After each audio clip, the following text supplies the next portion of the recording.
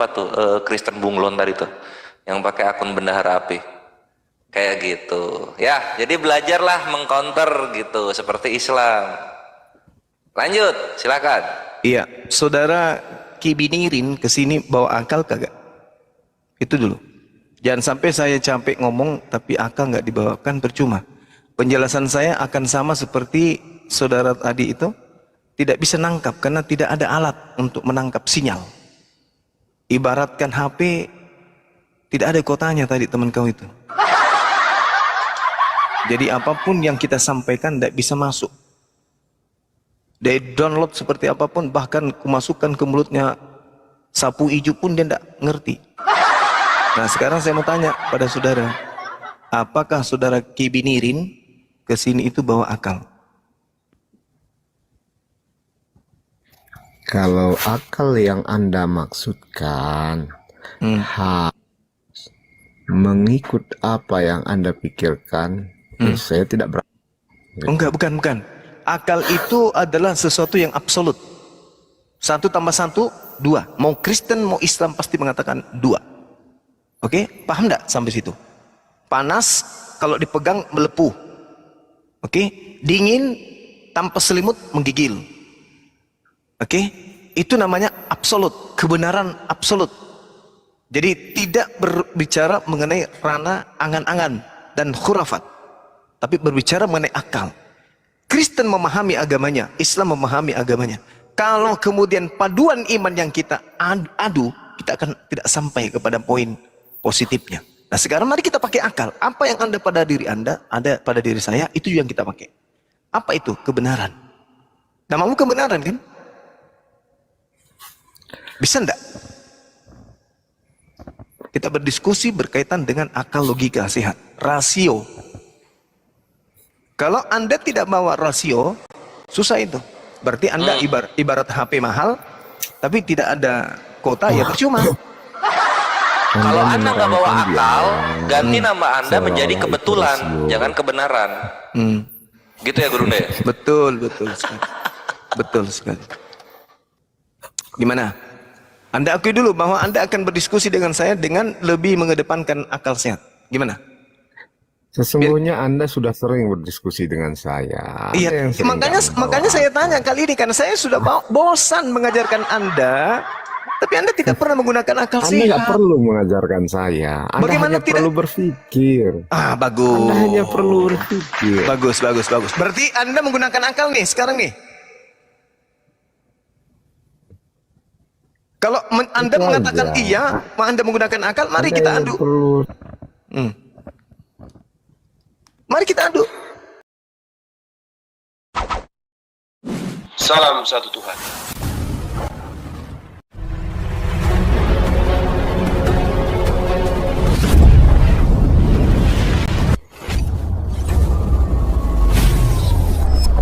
Ya, pengantar ini singkat para sahabat. Dukung semua ya sahabat-sahabat kita, channel Densa News Muslim. Di like, di subscribe, di share sebanyak mungkin untuk supaya mencegah sahabat-sahabat kita di luar sana Tidak. terpengaruh terhadap pemurtadan. Semoga Allah memberikan selalu sikap istiqamah. Salam satu Tuhan, Allahu Akbar. Iya, saya tahu. Ada nggak iman di situ? Hati, kekuatan, apa lagi? Akal. Ada nggak iman di situ? Nggak ada. Iman itu adalah sesuatu yang kemudian dihasilkan dari yang tadi. Akal kerjasama dengan kalbu dengan jiwa Di sini kerjasama. aja Anda udah ngawur. Dengarkan. Maka dia akan mengeluarkan iman yang dengar. Iman yang benar akan dihasilkan dari akal, jiwa dan apa? Kekuatan yang benar. Maka akan melahirkan iman yang benar. Makanya iman tidak disebutkan di sana. Hanya ada 4 item aja. Kekuatan, hati, dan apa? Akal. Ketika 3 hal ini kemudian 3 dimensi ini menyatu, maka keluarlah iman yang benar. Nggak ada iman itu belakangan. Iman itu buah dari ketiga tadi. Nah, Anda bawa iman tapi tidak lolos dari 3 komponen tadi, ya sama aja dengan ayam. Nah sekarang saya tanya, apakah Anda bawa iman atau bawa akal nih? Akal dulu kan? Kalau akal mari kita mulai. Anda ini nyeleneh aja. Ya Allah ya Karim, Anda katanya percaya kepada Yesus. Nasihat Yesusnya, kasihilah Tuhanmu dengan sepenuh hati. Hati kan? Ya kan? Benar nggak? Kasihilah Tuhanmu Ah. dengan segenap hati dan segenap akal budimu. Akal budi. Akal budi, Akal budi. bukan akal pikiran. Beda itu. Budi Bang, itu ya. apa? Budi apa? Dari sini aja Anda sudah mulai sakit. Akal budi. Budi dalam bahasa Yunani itu apa? Budi Itu hanya ada penambahan. namanya Budianto, banyak lah itu. Aduh, itu hanya penambahan, Bung. Yang sebenarnya di situ hanya ada adalah kata dianoia. Kata dianoia itu artinya akal ini yang di atas kepala nih. Itu yang dipakai. Oke? Jadi sebenarnya penambahan budimu itu hanya ada belakangan muncul. Yang ada adalah dengan segenap akalmu. Itu yang betul. Nah, sekarang mari kita uji. Ada enggak di poin-poin Matius 22 nomor 37 itu imanmu? Enggak ada kan? Kasihilah Tuhan Elohim dengan segenap hati, jiwa, akal. Ketika tiga komponen ini menyatu seia sekata, barulah keluar iman. Nah, sekarang mari kita uji. Angkat tema dengan dimensi akal yang menjadi tolak ukurnya. Silakan. Temanya saya serahkan kepada saudara. Oke, Arti akal budi adalah kemampuan begini saja. Kita buat aja temanya. Apakah Apakah? kitab suci yang tidak sejalan dengan histori bisa dipercaya Iya. atau tidak? Baik. Oke. Anda mulai dulu, silakan. Oke, saya mulai Iya. ya. Siap. Saya dulu, seorang teman saya pernah bertanya kepada saya, apakah kegunaan arkeologi untuk penelaahan Alkitab yang Anda pelajari? Katanya. Saya menjelaskan bahwa banyak bagian Alkitab yang sudah lama membingungkan saya. Artinya banyak sekali kejadian-kejadian yang di dalam Alkitab, apakah itu nyata ataukah hanya sekedar tulisan belaka yang terjadi dalam Alkitab. Lalu saya mencari aspek arkeologi ini dari berbagai sumber dan akhirnya saya dapatkan beberapa bukti arkeologi daripada nilai-nilai sejarah yang ada. Jadi di situ saya melihat bahwa bukti arkeologi yang ditemukan sebagai penjelasan dan konfirmasi terhadap Alkitab. Artinya tempat, nama, dan semuanya sejalan dengan nilai sejarah. Jadi kalau Alkitab saya tidak terkonfirmasi dengan kejadian sejarah, saya menganggap itu bukan sebuah kitab suci yang layak dipercaya. Begitu. Silakan.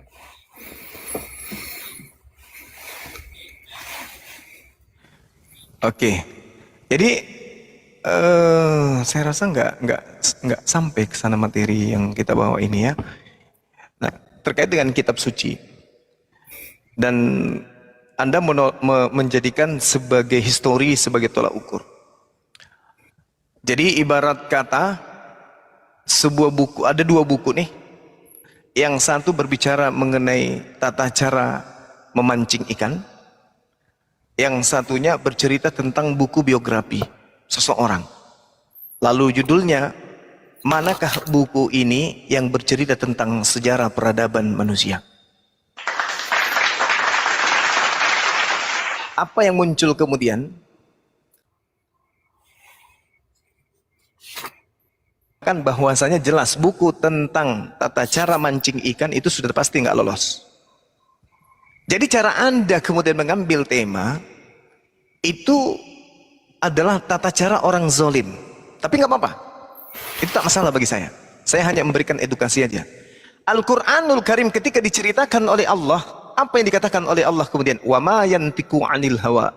Tidaklah Al-Quran itu yang keluar dari ucapan Rasulullah itu adalah menurut keinginannya. Itu satu.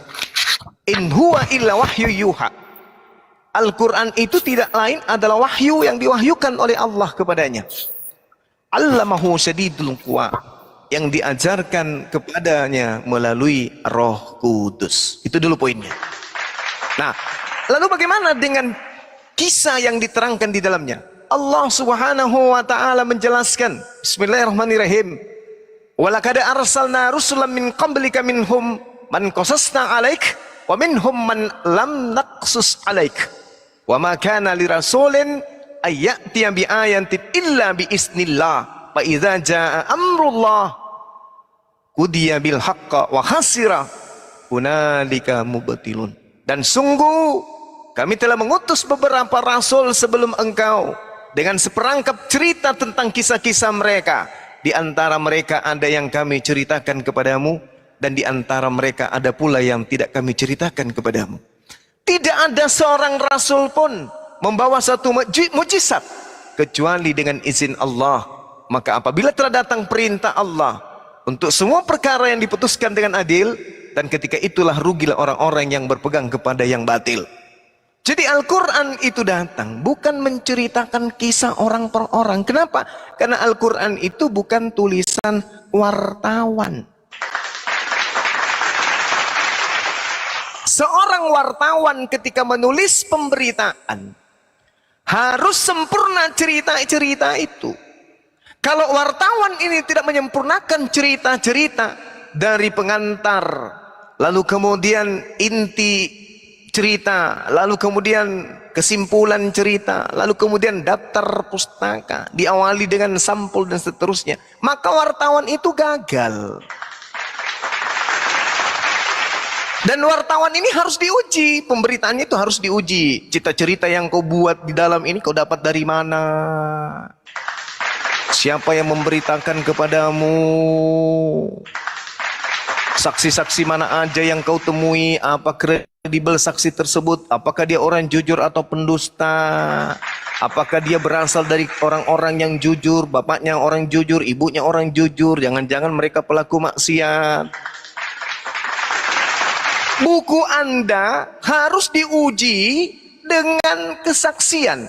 Buku Anda harus diuji dengan histori keadaan. Itu buku Anda. Karena buku Anda adalah tulisan wartawan. Al-Quran tidak bisa. Al-Quran itu adalah wahyu. Yang mana cakupan muatan daripada simpul pewahyuannya berdasarkan atas hukum yang diwahyukan oleh Sang Pencipta. Itu. Jadi jangan Anda samakan antara buku Tatang Sutarma dengan kalam ilahi.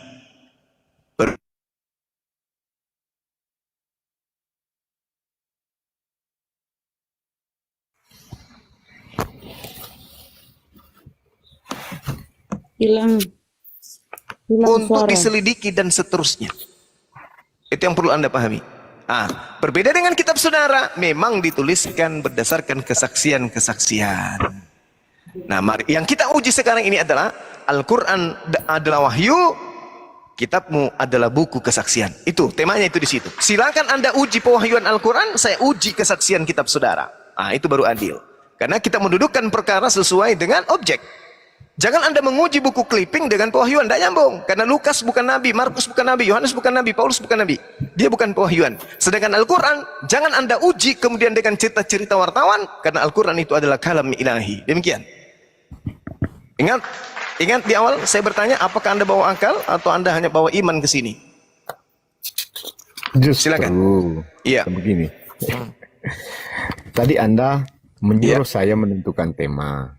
Iya, Setelah saya menentukan tema, Anda mengatakan kitab yang saya yakini adalah hasil dari penyelidikan wartawan.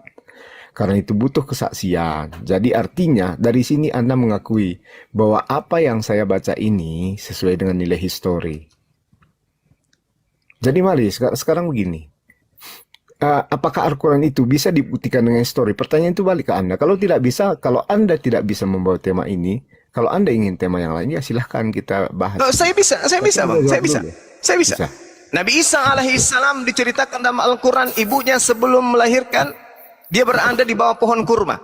Di kitab saudara, sebelum Maria melahirkan dan setelah melahirkan, dia berada di kandang binatang. Kita uji ya, secara histori ya. Boleh? Walaupun saya mengatakan bahwa Al-Quran adalah kitab wahyu, tapi saya tidak akan mundur selangkah pun untuk membahas Al-Quran. Bagaimana? Kita uji pohon kurma dan kandang binatang. Berani tidak Anda? Ayo, ini kita berbicara mengenai histori. Satu poin ini Anda rubuh, maka rubuh semua isi kitab saudara. Gimana? Berani enggak? Udah aku bilang tadi, kesini bawa akal, jangan bawa iman. Kalau saya yang menentukan tema, kenapa pula saya tidak berani? Oke, sip. Oke. Sekarang Al-Quranul Karim menjelaskan kemudian ketika Bunda Maryam diceritakan dalam Al-Quran sejenak sebelum beliau melahirkan anaknya Nabi Isa alaihissalam. Di situ jelas diceritakan bahwa Bunda Maryam berada di bawah pohon kurma. Bahkan diperintahkan kemudian oleh Allah untuk memetik buahnya. Dan dikatakan di situ ada sungai yang mengalir di dekat pohon kurma tersebut. Allah Subhanahu wa taala menjelaskan, "Fa'aja'ahal makhadu ila khiz'in nakhlah. Qalat ya laitani mittu qabla hadza wa kuntu nasya mansiyah." Rasa sakit melanda Bunda Maryam, kemudian ia tersandarkan pada pohon kurma. Bunda Maryam kemudian berkata, "Wahai betapa baiknya aku mati sebelum ini, dan aku menjadi seorang yang tidak diperhatikan dan dilupakan." Lalu kemudian malaikat Jibril, Roh Kudus datang kepadanya. Fanadaha min tahtiha alla tahzani kad ja'ala rabbuki tahtaki sariyah. Janganlah engkau bersedih hati, sesungguhnya Allah telah menjadikan anak sungai di bawahmu. Wahuzzi, goyangkan pangkal pohon kurma itu ke arahmu. Ilaika. Terus dikatakan bijis innakhlati tusakit alaiki rutabajaniyan. Niscaya pohon itu akan menggugurkan buah kurma yang masak untukmu. Nah, sekarang menurut histori, ternyata kalau kita melihat data-data di dalam kitab saudara, kitabnya orang Yahudi maksudnya yang ada di agama saudara, saya akan membacakan dalil. Tolong kasih saya waktu ya sebelum Anda nanti berpanjang lebar. Di dalam pemahaman orang-orang Yahudi terkait dengan kurma, itu bergejibun kemudian data yang ada di dalam kitab mereka tentang hal ini. 1.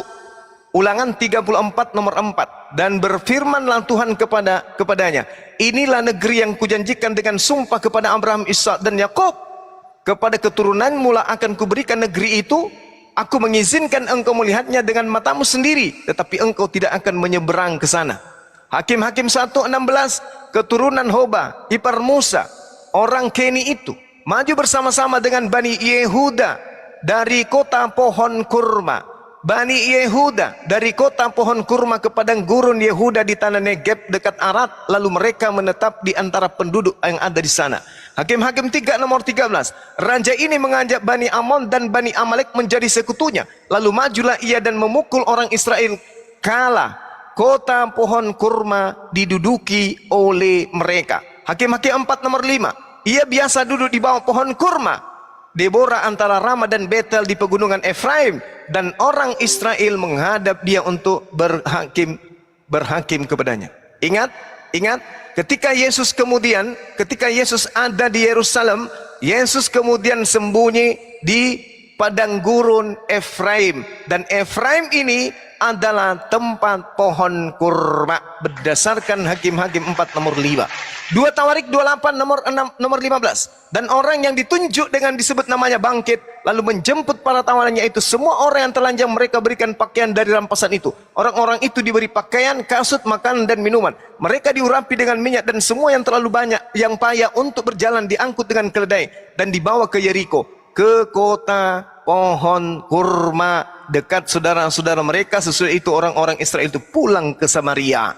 Nehemia 8 nomor 16. Dan bawa dia semua kota mereka, dan di Yerusalem harus disampaikan berita dan pengumuman yang berbunyi, pergilah ke gunung, ambillah daun pohon zaitun, daun pohon minyak, daun pohon murad, daun pohon kurma. Secara histori saya buktikan ini. Apa yang terjadi kemudian? Ilmuwan Yahudi menemukan bibit kurma yang dikatakan berusia 2000 tahun yang lalu, dan sekarang lagi subur-suburnya mereka kemudian tumbuhkan. Fakta apa yang di Al-Quran terbukti. Sekarang tolong tunjukkan kepada saya, arkeolog mana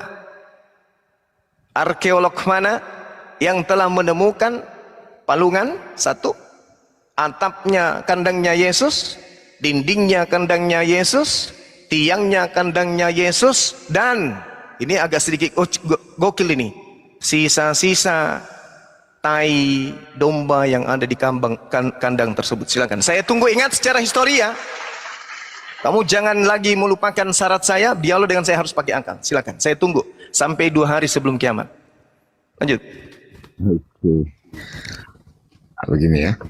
Ketika sebenarnya saya jawab dulu yang Anda tadi terangkan. Anda menerangkan Al-Quran dari Alkitab.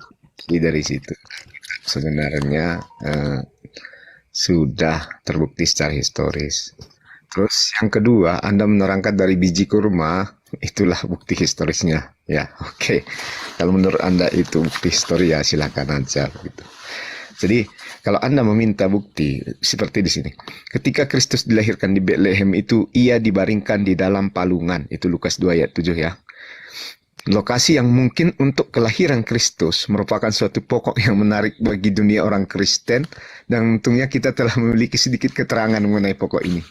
Salah seorang, ini buktinya ya, salah seorang bapak gereja, Justinus Martir, hidup sekitar tahun 110 sampai 165, menunjukkan bahwa pada zamannya sebuah gua di Bethlehem ditunjukkan sebagai tempat kelahiran Kristus. Di goa atau di kandang, Bang? Ini saya mengambil sumber dari luar Alkitab ya. Enggak, Dari yang luar saya tanya di kandang atau di goa? Dengarkan dulu, bro. Dengarkan dulu, jangan dipotong dulu. Oke, dengarkan dulu, jangan dipotong dulu. Menunjukkan bahwa pada zamannya sebuah gua di Bethlehem ditunjukkan sebagai tempat kelahiran Kristus. Ada sejumlah rumah tua di Bethlehem dewasa ini yang dibangun di atas gua-gua di bukit-bukit batu kapur. Gua-gua itu digunakan untuk memelihara ternak pada dewasa ini. Jadi, gua-gua itu sampai sekarang masih digunakan untuk melihara ternak. Gua-gua tentu saja digunakan untuk tujuan yang sama pada masa Kristus. Dan mungkin sekali kelahirannya terjadi di dalam gua semacam ini. Sekarang ini gereja kelahiran Kristus berada di atas sebuah gua yang telah ditunjukkan selama ratusan tahun sebagai lokasi kelahiran Tuhan Yesus Kristus. Kita dapat merunut kembali tradisi ini ke tahun 325. Pada tahun tersebut, Uskup Yerusalem Makarius memberitahu kepada Kaisar Konstantinus bahwa di Bethlehem terdapat sebuah gua yang dihormati penduduk kota sebagai tempat kelahiran Kristus. Kaisar memberi perintah untuk membangun sebuah gereja mengabadikan tempat kelahiran Kristus, dan pekerjaan itu dimulai pada tahun 326 Masehi. Gereja ini telah mengalami berbagai perubahan, pengerusakan, dan pembangunan kembali, tetapi gua ini masih tetap berada di bawahnya dan dapat dilihat sekarang ini. Jadi, para pakar yang terkenal umumnya yakin bahwa gua kelahiran Kristus ini adalah tempat lahir Kristus, dan tidak ada alasan untuk meragukan tradisi tersebut. Gua ini sekitar 12 meter panjangnya dan 3,6 lebarnya. Gereja Kristus yang masih berdiri sekarang ini adalah hasil aktivitas pembangunan yang luas dari Yustianus atau Kaisar pada tahun 537 sampai 565 Masehi. Tetapi menurut laporan, ia marah karena gereja ini menjadi lebih agung sehingga ia menghukum si pembangun. Jadi ini salah satu bukti ya. Salah satu bukti dari luar Alkitab mengenai tempat kelahiran Kristus. Jadi menurut saudara, dengarkan dulu. Iya, Dengarkan dulu. Ya, oke. Jadi begini, saya tambahkan sedikit informasinya. Dan begini. Ada juga saya kutip di sini sumber-sumber yang menunjukkan tentang keberadaan Yesus Kristus di luar dari Alkitab. Yang pertama, ada beberapa penulis Romawi seperti Tacitus atau senior di antara para sejarawan Roma yang hidup sekitar tahun 60 sampai 120 Masehi. Antara lain telah menulis Annals, sebuah sejarah tentang para kaisar dari wangsa Julius Claudius yang mulai dengan Tiberius sampai dengan Nero. Ini tahun 14 sampai 68. Dan dalam bagian tentang Nero, Tacitus secara ringkas menggambarkan penganiayaan orang-orang Kristen dan dalam proses tersebut menyebut nama pemimpin mereka Kristus. Dari nama ini mereka telah memperoleh nama mereka yang dibunuh oleh Prokurator Pontius Pilatus dalam pemerintahan Tiberius. Yang kedua, Plinius Muda sekitar 62 sampai 113 sementara menjabat wakil negeri Bitinia dan Pontus di Asia Kecil atau Turki modern. Dihadapkan pada persoalan bagaimana memperlakukan orang-orang Kristen yang pada waktu itu dianggap sebagai suatu sekte liar. Sekitar tahun 111 sampai 112 ia menulis kepada Kaisar Trianus yang meminta nasihat mengenai masalah. Ini kita justru wartawan ini yang Bapak ini arahnya kemana? wartawan liputan apa ini? Liputan televisi rusak. Tunggu, jangan framing dulu. Yang ketiga ini yang paling apa ya, Bung? Ini yang paling bukti yang paling kuat mengenai histori Yesus tentang kebangkitannya ini. Seorang sejarah Yahudi pada abad pertama yang sangat penting adalah Josephus. Yang dalam karyanya Itu bukan sejarah Yahudi itu. Atau 93 Itu sejarah Romawi itu. Kepada Yesus yang kedengarannya agak injili. Itu sejarah Romawi. Sejarah Romawi. Tapi dia lahir. Dengarkan isinya dulu, nggak usah dulu komentar. Saya ada bukunya bagaimana itu. Pilatus menjatuhkan hukuman mati padanya dan bagaimana ia hidup kembali dan menampakkan diri pada para pengikutnya pada hari ketiga. Oke, jelas. Jadi maksud saya seperti itu, Bung. Ini bukti historis saya sudah sampaikan kepada Anda. Jadi sekarang coba tunjukkan keberadaan Muhammad Nabi Anda di luar Al-Quran. Ini kan saya sudah tunjukkan bukti-bukti di luar apa yang Anda minta tadi. Tunggu dulu. Kita berbicara mengenai histori, bukan berbicara mengenai penulis. Jangan Anda lupa. Iya, ini kan Jangan histori yang lupa, saya jangan. tampilkan. Iya, kita kembali ke Iya. kurma dan kandang. Yang saya tampilkan tadi menurut Anda apa? Itu Penulis atau wartawan, itu histori? liputan wartawan tadi itu. Yosef itu adalah orang bayaran. Dia adalah mata-mata Kaisaran ini Romawi untuk framing. Coba Anda tunjukkan datanya di mana dia disebut orang bayaran. Siapanya? Yosefus itu siapa? Anda bilang tadi Kaisar atau Yosefus bukan? ini Kutanya dulu. Yosefus itu kaisar atau bukan? Dia sejarawan Yahudi. Sejarawan Yahudi dia. Sejarawan Yahudi. Kalau dia sejarawan Yahudi berarti dia diakui Yahudi. Dia adalah sejarawan Romawi.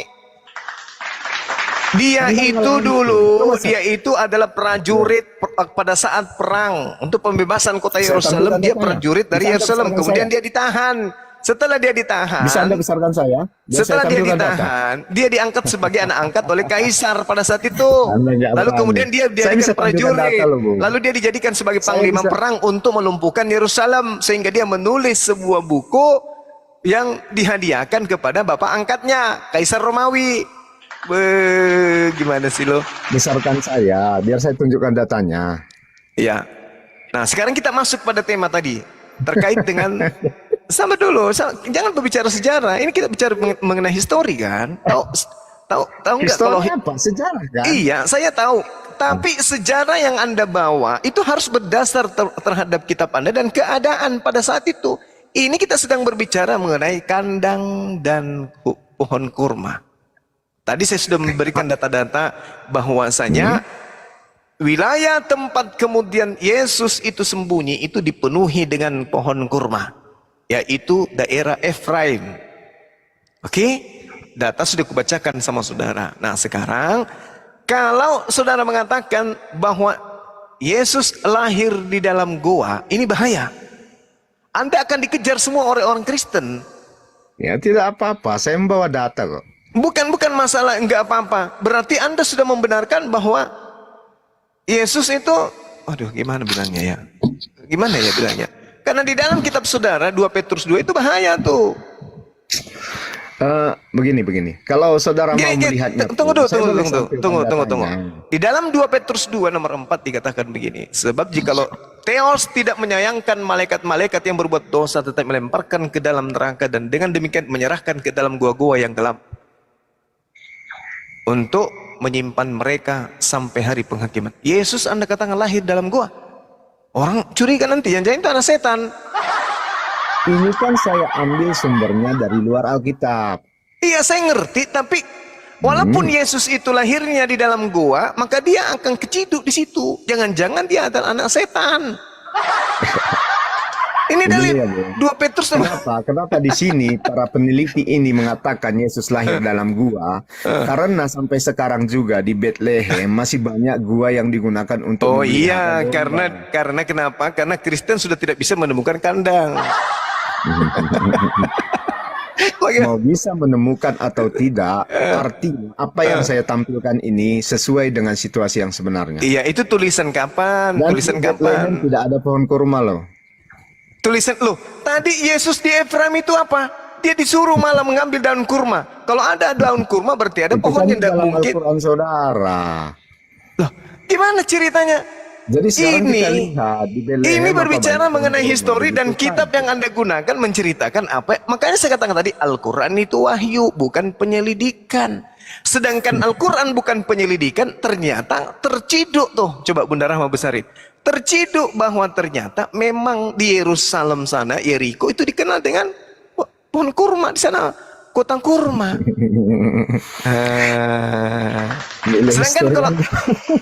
Sedangkan Saya kalau merasa Anda lucu. kemudian memaksakan bahwa Yesus lahir di dalam gua, 2 Petrus 2 nomor 3, Tuhan Elohim memasukkan setan-setan ke dalam gua.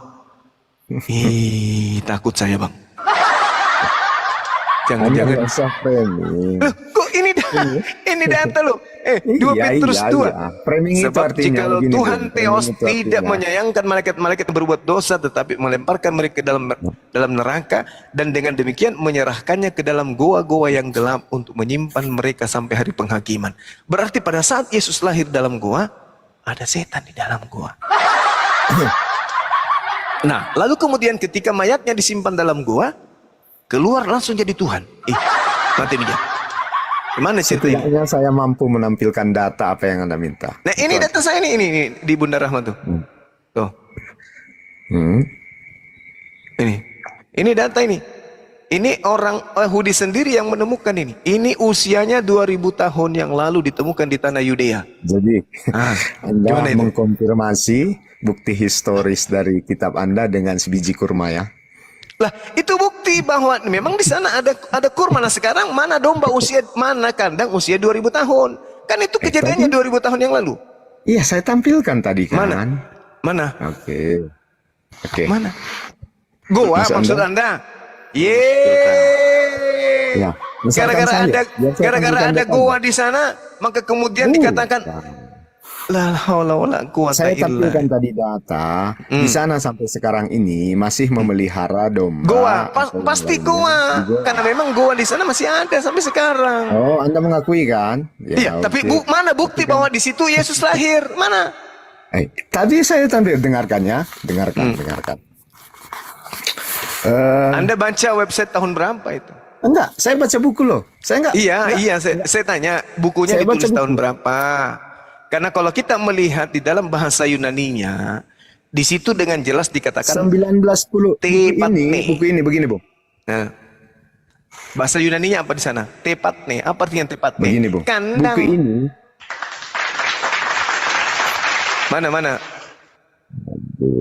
Mana tulisannya di goa tidak ada. Sedangkan Lukas 2 nomor 7 tertulis di sana tepat nih. Apa bahasa Yunaninya goa? Anda nggak ngerti? Saya tanya dulu. Jangan-jangan Anda nggak ngerti bahasa Yunaninya goa itu apa? Goa bahasa di Yunaninya Alkitab apa? sendiri enggak ada di sana. Di Matius itu disebut dalam rumah. Nggak ada, Ya kan? Bung. Di Ketika dalam orang Majus dalam datang. Lukas, Anda baca dalam Lukas. Ketika orang Lukas Majus datang, disebutkan orang Majus itu datang ke dalam sebuah rumah. Iya, itu dia sudah lahir. Ini mengenai Di kelahiran Lukas Yesus itu. disebutkan dia Dengar diletakkan dulu. di palungan. Dengar dulu saudara. Yesus dikatakan bahwa dia berada di Tepatne. Oke? Oke, paham? Tepatne itu apa? Kandang. Sedangkan kalau gua dalam bahasa Yunani apa? Spilaio. Nah, tidak ada kata spalio di dalam kitab saudara tuh, di dalam Markus 27, Markus 2 nomor 7.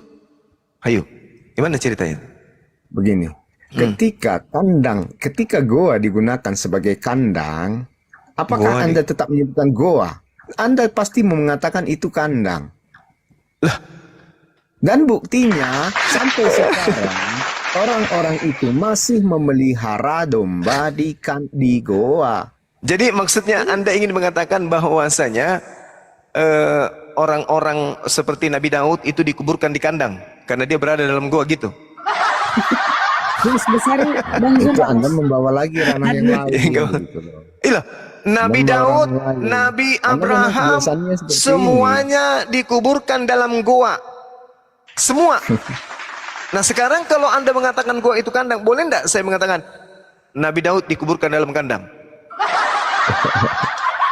Gak bisa bang, karena karena ya memang karena tidak akan pernah ditemukan kandang yang sudah berusia 2000 tahun. Tapi kalau goa ya bisa aja diklaim. Oh, ini Anda loh yang tempat Anda lahirnya yang nyuruh Yesus. saya Ini memakai akal. loh, Tetapi apa? ini loh tempat Anda lahirnya. tidak memakai akal Anda. Begitu, Bu. Nah gimana ceritanya?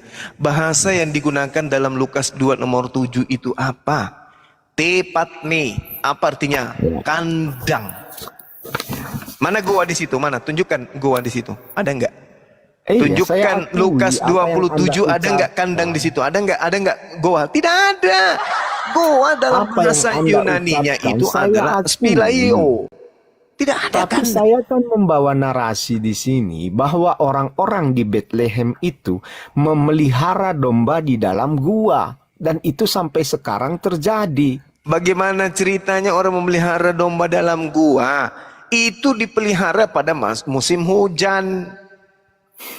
Nah, sekarang kalau mereka musim kemarau tetap aja di kandang dekat rumah mereka. Datanya. Allahu Akbar. Akbar.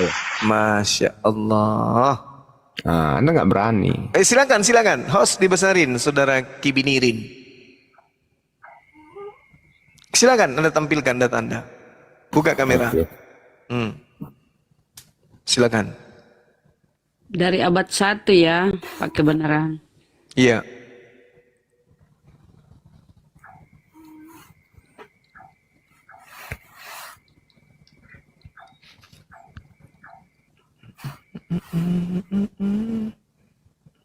Kok nggak ada suaranya, Pak? Halo?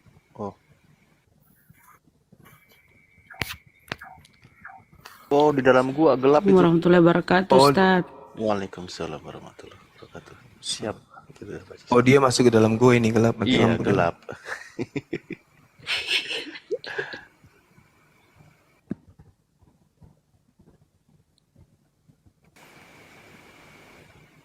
Halo, Pak. Guanya gelap tadi.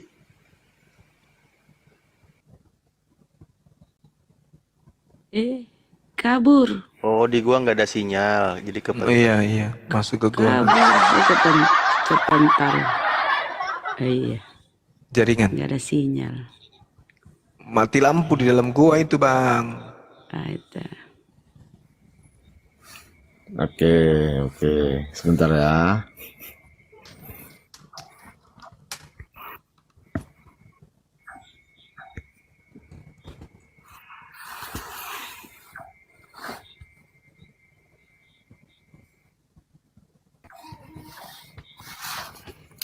Saya kutip dari buku dong.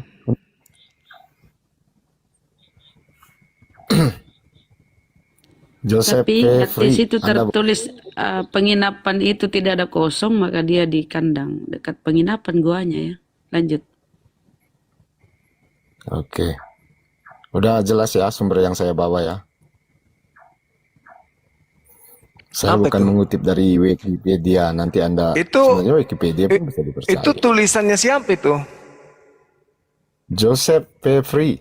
Anda jelas ini? Oh, lahir tahun berapa? Coba lihat Ini di dia. Heeh. Lahir tahun berapa, Bang? Ini 19 penulisnya 10 sampai 74. 1953. 53. 1953. Bukan. Ini Hmm. dia 1910 ini masa hidupnya. Yang 53 tadi dia melakukan penggalian arkeologi. Ini ahli arkeologi ya. Jadi dia seorang Penggalian arkeolog. 1953 arkeolog. Ini seorang arkeolog ya. Arkeolog dan sejarah Alkitab. Agamanya Agamanya Kristen. bagus. Kristen. Kira-kira Bapak yang nulis ini bedanya dengan Kalau- Paulus apa? Jangan bawa ke situ, Bu. Sekarang begini, apa yang dia tampilkan kan gitu.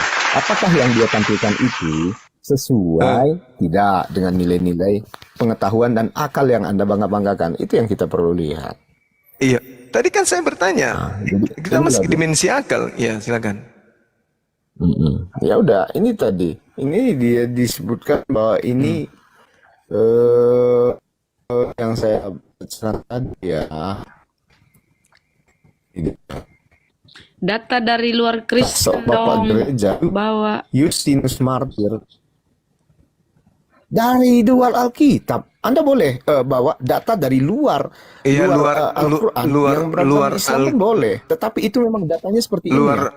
luar Bible, tapi kan yang nulisnya juga imani Bible. Jadi begini, ketika memang kitab suci itu sesuai dengan sejarah, jadi dia otomatis beriman dia, Bung. Dia memakai akalnya itu. Jadi Ini menurut gereja kelahiran Kristus yang masih berdiri sampai sekarang. Oke. Sekarang Jadi saya permas- menampilkan bukan Oke, oke. modal songor ya. Baik. Saya menampilkan Baik. datanya. Sekarang ada domba di sebuah gua. Untuk membuktikan bahwa itu adalah kandang, apa yang dia temukan? Tulang.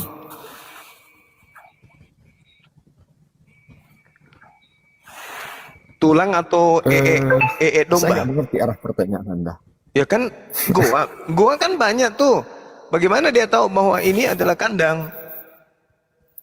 Sekarang Apa yang begini, dia temukan dari di situ data di yang dia dalam? tampilkan ini, Ya, begini, dari data yang ditampilkan ini, kenapa dia menyebut di situ dalam goa? Karena itu pertanyaannya, Bung, bukan yang seperti Anda bilang. Jadi pertanyaannya, kenapa Tapi dia meyakini bahwa Yesus itu lahir dalam goa, sementara di Alkitab sebenarnya keterangannya nggak ada dalam goa, hanya kita nampak diletakkan di palungan. ya. Artinya palungan itu biasa, ya di kandang hewan kan seperti itu kandang. Nah, itu terjawab sendiri kan? Iya, di kandang ternak. Nah, Tapi terus di sini kan ditampilkan tadi data. Salah seorang bapak gereja Justinus Martir yang hidup di tahun 110 sampai 165 Masehi menunjukkan bahwa pada zamannya sebuah gua di Bethlehem ditunjukkan sebagai tempat kelahiran Yesus. Ini gak jauh dari kelahiran Yesus. berarti Artinya bertentangan. hanya beberapa. Penelitian dia bertentangan dengan Bible karena Bible mengatakan kandang bukan goa. Dia kandang, udah. Nah, Di sini bertentangan dia berarti. membawa enggak bertentangan. Satu Dengarkan, goa, ada satu sejumlah kandang. rumah. Iya, kandang. Oke, kita ikut dulu. Jadi yang dibangun di atas gua, tunggu, saya ambil tadi datanya bahwa di situ diterangkan sampai sekarang gua-gua semacam ini masih digunakan untuk berternak di Bethlehem. Iya, tapi Jadi- untuk membuktikan itu oke, udah jelas itu. Tapi untuk membuktikan bahwa Yesusnya itu lahir di dalam goa, jangan sampai dia lahir di hotel. Tadi kan saya terangkan, Justinus Martir yang hidup di tahun 110 sampai 165 menunjukkan pada zamannya ada sebuah gua di Bethlehem yang ditunjukkan sebagai tempat kelahiran Itu informasi Yesus. dari mana? Ya, Inilah dari informasi buku ini. Buku itu kan ditulis kapan? Buku ini ditulis di tahun 1962. Nah, Ini kan seorang arkeolog. Jadi Berapa dia selisih melakukan tahunnya itu? penggalian-penggalian dan 1300 mencari tahun informasi. selisihnya. Mana ceritanya? Tadi Anda melihat dia seorang arkeolog kan? Iya, tapi dia menerima itu kemudian informasi yang Anda sampaikan. Bahkan di buku ini Abad disampaikan kedua. data loh, disampaikan data. Misalnya kejadian-kejadian ada, misalnya tentang tentang bait suci yang dibangun oleh Daud, apa segala macam. Ini ada semua, bisa saya tunjukkan loh. Jadi ini dia mengkonfirmasi kejadian di Alkitab untuk membuktikan bahwa kejadian di Alkitab itu terkonfirmasi dengan situasi sebenarnya. Nah, sekarang permasalahannya adalah ketika dia datang ke tempat TKP menemukan hasil daripada riset beliau, dia langsung ke kandang atau keliling dulu? Aduh, Anda framing lah. Tidak, karena dituliskan dalam kitab saudara kandang. Karena tidak menemukan Iya. kemudian kandang yang berusia 2000 tahun, maka dia cari goa. Di dalam goa kebetulan ada tulang yang disimpan oleh penduduk di sana. Oh, Yesusnya di sini. Sementara itu bertentangan dengan 2 Petrus 2 bahwa yang ada di dalam goa itu adalah setan. Apakah Yesus itu anak jin? Lebih bahaya itu, Bang. Bertentangan dengan apa yang dituliskan di Bible. Yesus itu lahir. Enggak bertentangan. Anda yang mengatakan bertentangan. Kenapa bertentangan? Di Bible Tepatnya, mengatakan lahirnya di kandang, bukan di goa. Tetapi di Bethlehem digunakan gua sebagai kandang untuk ternak. Jadi di mana Itu hanya bertentangannya? masa-masa tertentu aja. Iya. Masa tertentu mau masa apapun pokoknya itu digunakan sampai sekarang untuk beternak. Sebenarnya ini data nggak bisa Anda bantah loh. Loh, Anda masih saya membantah. Jadi Anda tadi di awal mengatakan kalau saya di harus goa menggunakan itu akal saya. spilaio. Ketika saya menggunakan akal saya, Anda menyuruh saya mematikan akal itu lagi. Bagaimana mungkin saya mematikan akal yang sudah saya Sekarang hidupkan? masih ingat enggak ketika saya mengatakan orang Kristen akan lumpuh ketika menggunakan Bible? Karena Bible itu akan mematikan akalnya. Di Bible dituliskan bukan spilaio. Spilaio itu oke, goa. Tapi yang dituliskan di Bible saudara, tepat nih, kandang. Berarti Bible Anda mengatakan kandang, sejarah mengatakan kemudian goa.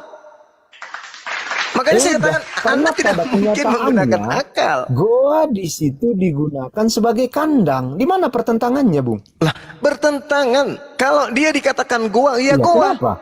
Yesus dilahirkan di goa. Kenapa dia dikatakan kandang? Sekarang begini, Bung. Kadang ketika kita menggunakan suatu tempat untuk satu fungsi yang khusus, maka kita menyebutkan tempat itu dengan fungsinya. Jadi itu kan seperti itu yang Anda bilang tadi. Ketika gua digunakan sebagai Oh, berarti Anda ingin kandang, mengatakan maka Abraham orang dan menyebutnya sebagai keturunannya. Gitu. bukan gua lagi. Jadi Gua Anda ingin itu mengatakan biasanya Yesus tempat yang dikuburkan tidak di digunakan dalam untuk kandang. apa-apa. Yesus kemudian Nah, Daud, Anda lain lagi kan? Abraham dikuburkan di dalam Udah kandang nggak gitu. usah ke situ lagi. Sekarang saya ingin menanyakan. Masalahnya kalau Anda Saya juga berkata tadi itu menyebutkan, adalah kan, itu goa itu kandang, berarti mereka dikuburkan di kandang.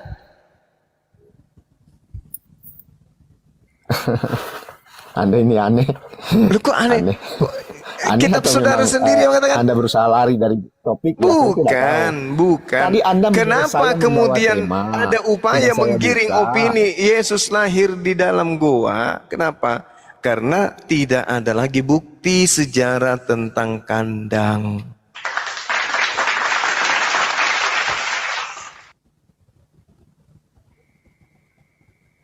Anda ini aneh, Bung Juma. Gimana cerita saudara ini? Sekarang saya tanya coba. Anda mengatakan di kandang, oke, bertentangan dengan yang di Alkitab Anda bilang. Saya terangkan bahwa sampai sekarang orang-orang di kota Bethlehem itu menggunakan goa sebagai kandang. Jadi apakah tidak masuk kepada akal atau pikiran Anda bahwa di Alkitab menyebutkan kandang? Padahal memang di situ goa yang di situ digunakan adalah sebagai kandang ternak. Jadi ini kan sangat hal yang masuk akal. Apalagi Kalau misalnya ditemukan ada dua goa yang berbeda, yang satu masing-masing tampilkan mengatakan, datanya. yang masing-masing, sayang sekali saya tidak biasa open kamera dan tidak biasa melihat, tapi yang pasti saya pernah kemudian membaca ya, di mana kuburan Yesus, yang ditengarai kuburan Yesus itu dan yang disiarai itu kok berbeda, yang ada muncul televisi dengan yang kemudian selalu disiarai oleh teman-teman. Ini kita, sayangnya teman-teman sini tidak ada yang ini, nggak ada yang perhatian. Tidak Aku ada. Mas, Oke. ya sebuah ini ya Guru, ada sebuah apa ya namanya, kebohongan sejarah gitu. Iya. Kita ambil contoh misalnya ya, kita misalnya ambil contoh kandang purba di mana, di Israel ya. Kita open cam dulu. Itu Akhi Jibril mau naik, host, ada yang bisa gantian dulu nggak sejenak? Pasti bawa Ayo data. naikkan semua ya. Nah, misalnya ya ini ya, kita buka di sini. Tuh apa? 2,100-year-old farmstead in Israel found frozen in time after owners disappear. Nah, ini jadi abad 1 sebelum Masehi ya. Lihat. Nah, ini bentuknya gitu. Nah, ini goa apa ini yang bisa diuruk kayak begini? Kayak gitu. Jadi goa sama apa kandang domba itu memang beda bentukannya. Gitu. Ini satu. Nah, terus misalnya apa coba yang mana? Ah, ini kandang domba. Pak, dia dari batu-batu ya, biasanya dia dari batu-batu. Nah, ini juga nih. Nah, living in ancient Judah kayak gini itu. Bentukannya tuh dia kumpulan batu yang dibentuk menjadi kandang domba gitu loh. Enggak goa. Goa itu kuburan. Tempat malaikat-malaikat pendosa gitu. Orang Yahudi nggak mungkin menaruh dombanya di tempat malaikat berdosa atau di tempat orang-orang berdosa. Itu kan udah ditulis tuh di 2 Petrus 2 nomor 4. Kan gitu ya. Tunggu. Aku kayaknya bisa ngegedein deh, tunggu ya. Oh iya bisa bener.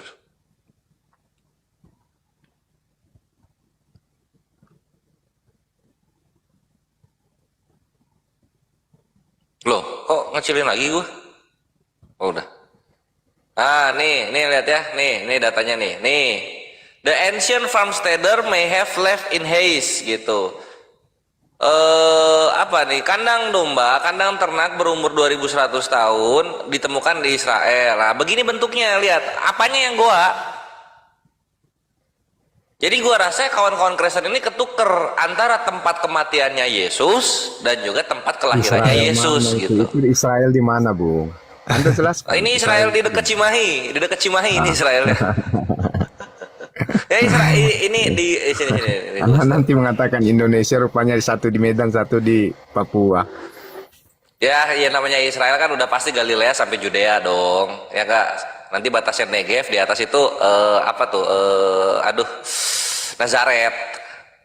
Ya itulah seputaran itu, nggak mungkin lu di Judea kandang dombanya goa, bukan di di Nazaret Bethlehem itu ya. kandang dombanya dari kayu, Itu kan nggak data mungkin yang Anda begitu. tampilkan di Galilea kan, bukan di Bethlehem. Enggak ini Israel Itu coba di keseluruhan. bawah tadi, di bawah. Mana? Di bawah tadi ada itu. Terus di atasnya. Ada tadi tulisan atas, di Galilea. gila. Aduh, kelewatan. Mana? Itu tadi di atas Bung, di atas sedikit. Yesus dikubur di mana rupanya? Ini dia. Jangan putihkan gitu dong. Biar nampak. Ada blur lagi deh. Apa Coba yang di situ, mana? Tunggu bro, bukan maksud gua ngeblur aja. Ini. Israel Northern Sea of Galilea. Galilei. Yesus Lah, iya, dikubur di mana? Enggak, ini apa sih, bahas kematiannya atau kelahirannya sebenarnya ini? Kelahiran. Yesus itu dikubur di goa apa di kandang? Nah itu kalau Gurunda, Yesus matinya di mana? Dikubur di mana? Di kandang atau di goa? Bukan ini. Bukan masalah kelahiran. Bukan masalah kematian. Kematiannya. Kelahirannya. Oh kelahirannya, iya. Jadi kalau misalnya lahirnya di goa, enggak. Karena kandang domba bentukannya batu-batu, dia batu-batu runtuh. gitu. Dan kalau misalnya dibilang ada goa terus dijadiin kandang domba, itu Takia Korintus itu, karena semua gambar-gambar tersebut itu adalah gambar-gambar apa painting gitu, Iya. iya Photoshop kayak gitu-gitu. Maksudnya di gambar ini ya, bukan dimasukin Assalamualaikum gambar Photoshop. warahmatullahi wabarakatuh. Waalaikumsalam warahmatullahi wabarakatuh. Wassalam. Nah ini jadi ceritanya gini, yang kita bahas ini kan tentang kelahiran. Tapi ketika berbicara mengenai arkeolog, menurut saudara kita ini yang ditunjukkan adalah kuburan Yesus. Bukan Berarti bukan jangan dulu nampilin data ini. Lu kebenaran mudeng dulu dong. Lu ngerti gak apa yang dibahas? yang dibahas tadi kan kelahiran. Kores. Kelahiran Oh, kan marah dia. Apa sih? Enggak marah. Saya enggak yang marah. yang dia tunjukkan kuburannya Yesus yang disiarai. Lah, berarti dia nggak mudeng sama topiknya kalau gitu. Nah itu dia makanya. Ini lu hidup di pengasingan juga kayaknya lu ya, kayak si Alda ya. Jadi kurang makan. Salah kores. Bukan begitu dong menanggapinya. Nggak, coba apa menurut lu topiknya tadi apa yang dibahas? Tadi yang dibahas, yang ditanyakan Zuma, buktikan tempat kelahiran Yesus. Itu tadi yang intinya saya dapat. Jadi Oke. saya ambil sumbernya. Ya. Saya ambil Oh, ya. sumbernya dari buku loh. Oke, Buku. nah terus kenapa lu malah menampilkan tempat kematiannya Yesus? Kok tempat kematian? Di Dia sini, bilang dari buku dia ini, bilang dari sumber. mungkin lahirnya di goa juga, karena di goa itu ada apa namanya tadi dia bilang jadi Tulen tempat cicak. jadi tempat ini. Tapi saya udah nyimak dari tadi, boleh nunjukin data nggak abang-abang di sini? Iya, Bang? silakan. Oke, siap, guys. Sedikit aja soal faktanya yang di Al-Quran yang tadi dinarasikan sama Bang Zuma sama yes, Bismillahirrahmanirrahim. Jadi di Maryam di sini disebutkan dan ceritakanlah kisah Maryam di dalam Al-Quran ketika ia mengasihkan diri dari keluarganya ke suatu tempat di sebelah timur Baitul Maqdis. Sebelah timur Baitul Maqdis, ini kan Yerusalem nih, enggak? Sebelah timurnya itu ada kota Jericho nih. Jericho ya. Jericho itu kalau saya lihat dari Britannica, rupanya terkenal dengan Jericho Match Jewel Dates. Dates ini apa sih ya? Dates, tahu dong dates apaan? Kurma. Tanggal. Kedondong. Kurma. Oh, Kedondong kurma, ya. kan. Jadi Jericho ini terkenal dengan dates-nya. Jadi jelas ya, Jericho Dates dia memang paling mahal. Kalau ke Tanah Abang lumayan tuh mahal. Tapi kalau mau melempar yang keren-keren nih, ini kalau Bang kebenaran keren nih, lempar-lempar ke mana, Goa ya, tiba-tiba ke Goa lahirnya. Tahu nggak Goa itu tempat lahir siapa Bang? Wih keren nih, di sini ada namanya Alisos. Di tahun Andreon, birthplace of the father of all gods, Zeus. Jadi, Aduh. tahu nggak yang lahir? Aku nggak tanggung jawab ya. Tadi udah Tahu bawa 2 Petrus tak percaya. Jadi yang lahir di Goa ini keren banget nih. Nih, ini ada dari sini websitenya. Habis itu dari Euronews.travel. Ini mystical grottos, the most famous caves in Greece di Yunani nih, asal Biblos nih.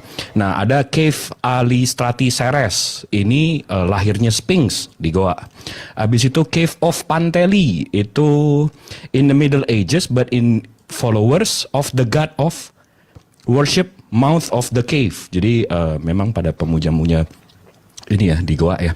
Kautoki Cave of Pania, ini Zeus punya nih. Nih bentar, tadi saya udah baca nih. Red Waterfall and Olympic Torch.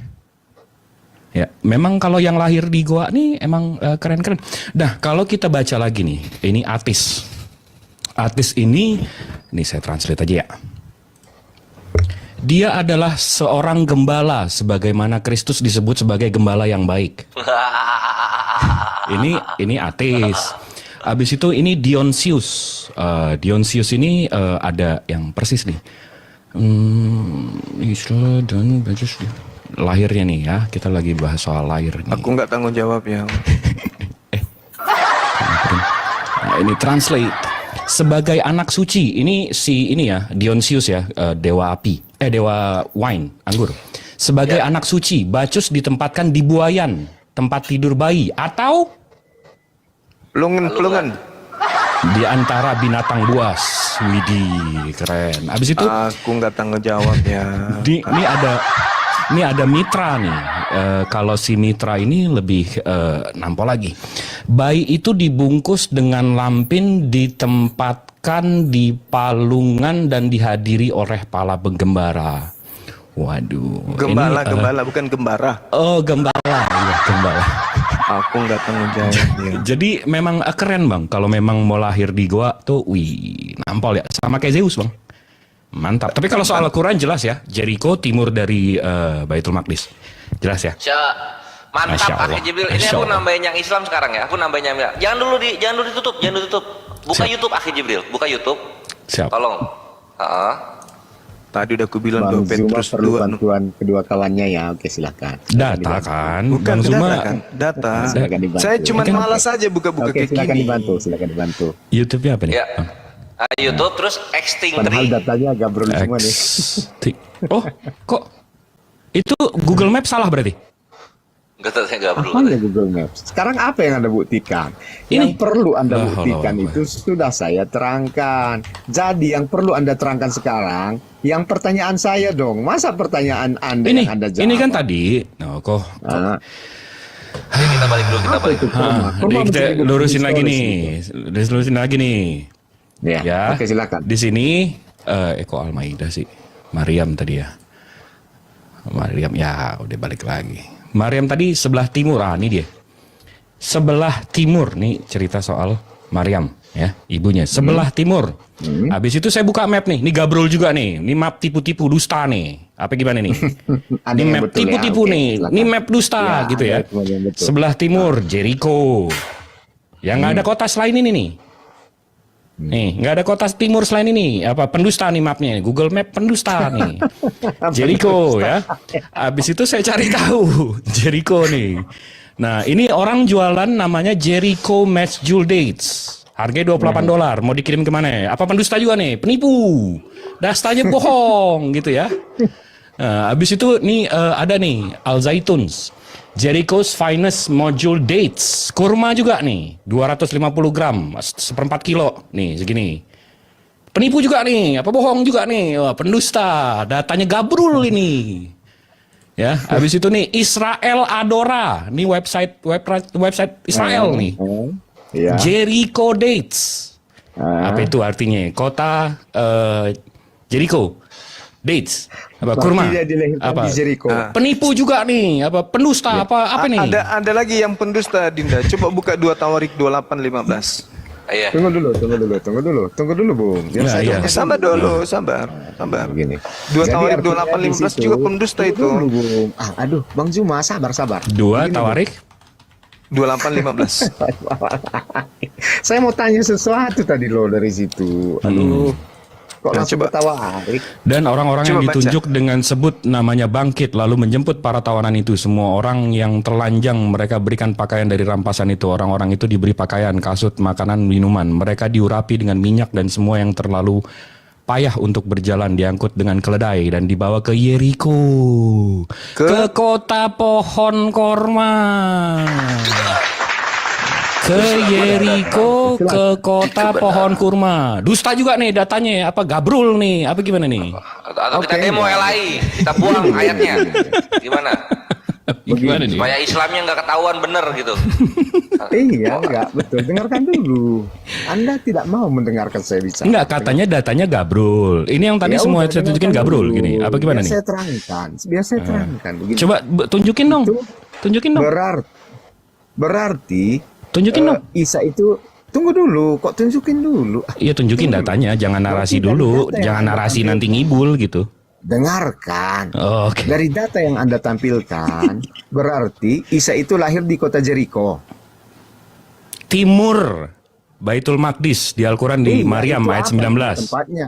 Apa nama tempatnya? Ayat Kota Jericho 16, yang Dina. Anda tampilkan tadi kan kota Oh, Jericho. 18. 16. Oh, 16.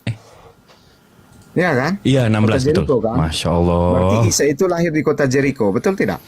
Timur Di sebelah Baitul timur Baitul Maqdis. Mau dia Ya, apa Jericho, disebutkan tadi di kita? mau Oke, dia kita Buriko. tunggu lagi. Iya di abad 1 saya nggak tahu namanya apa bang. Apa belum dinamain?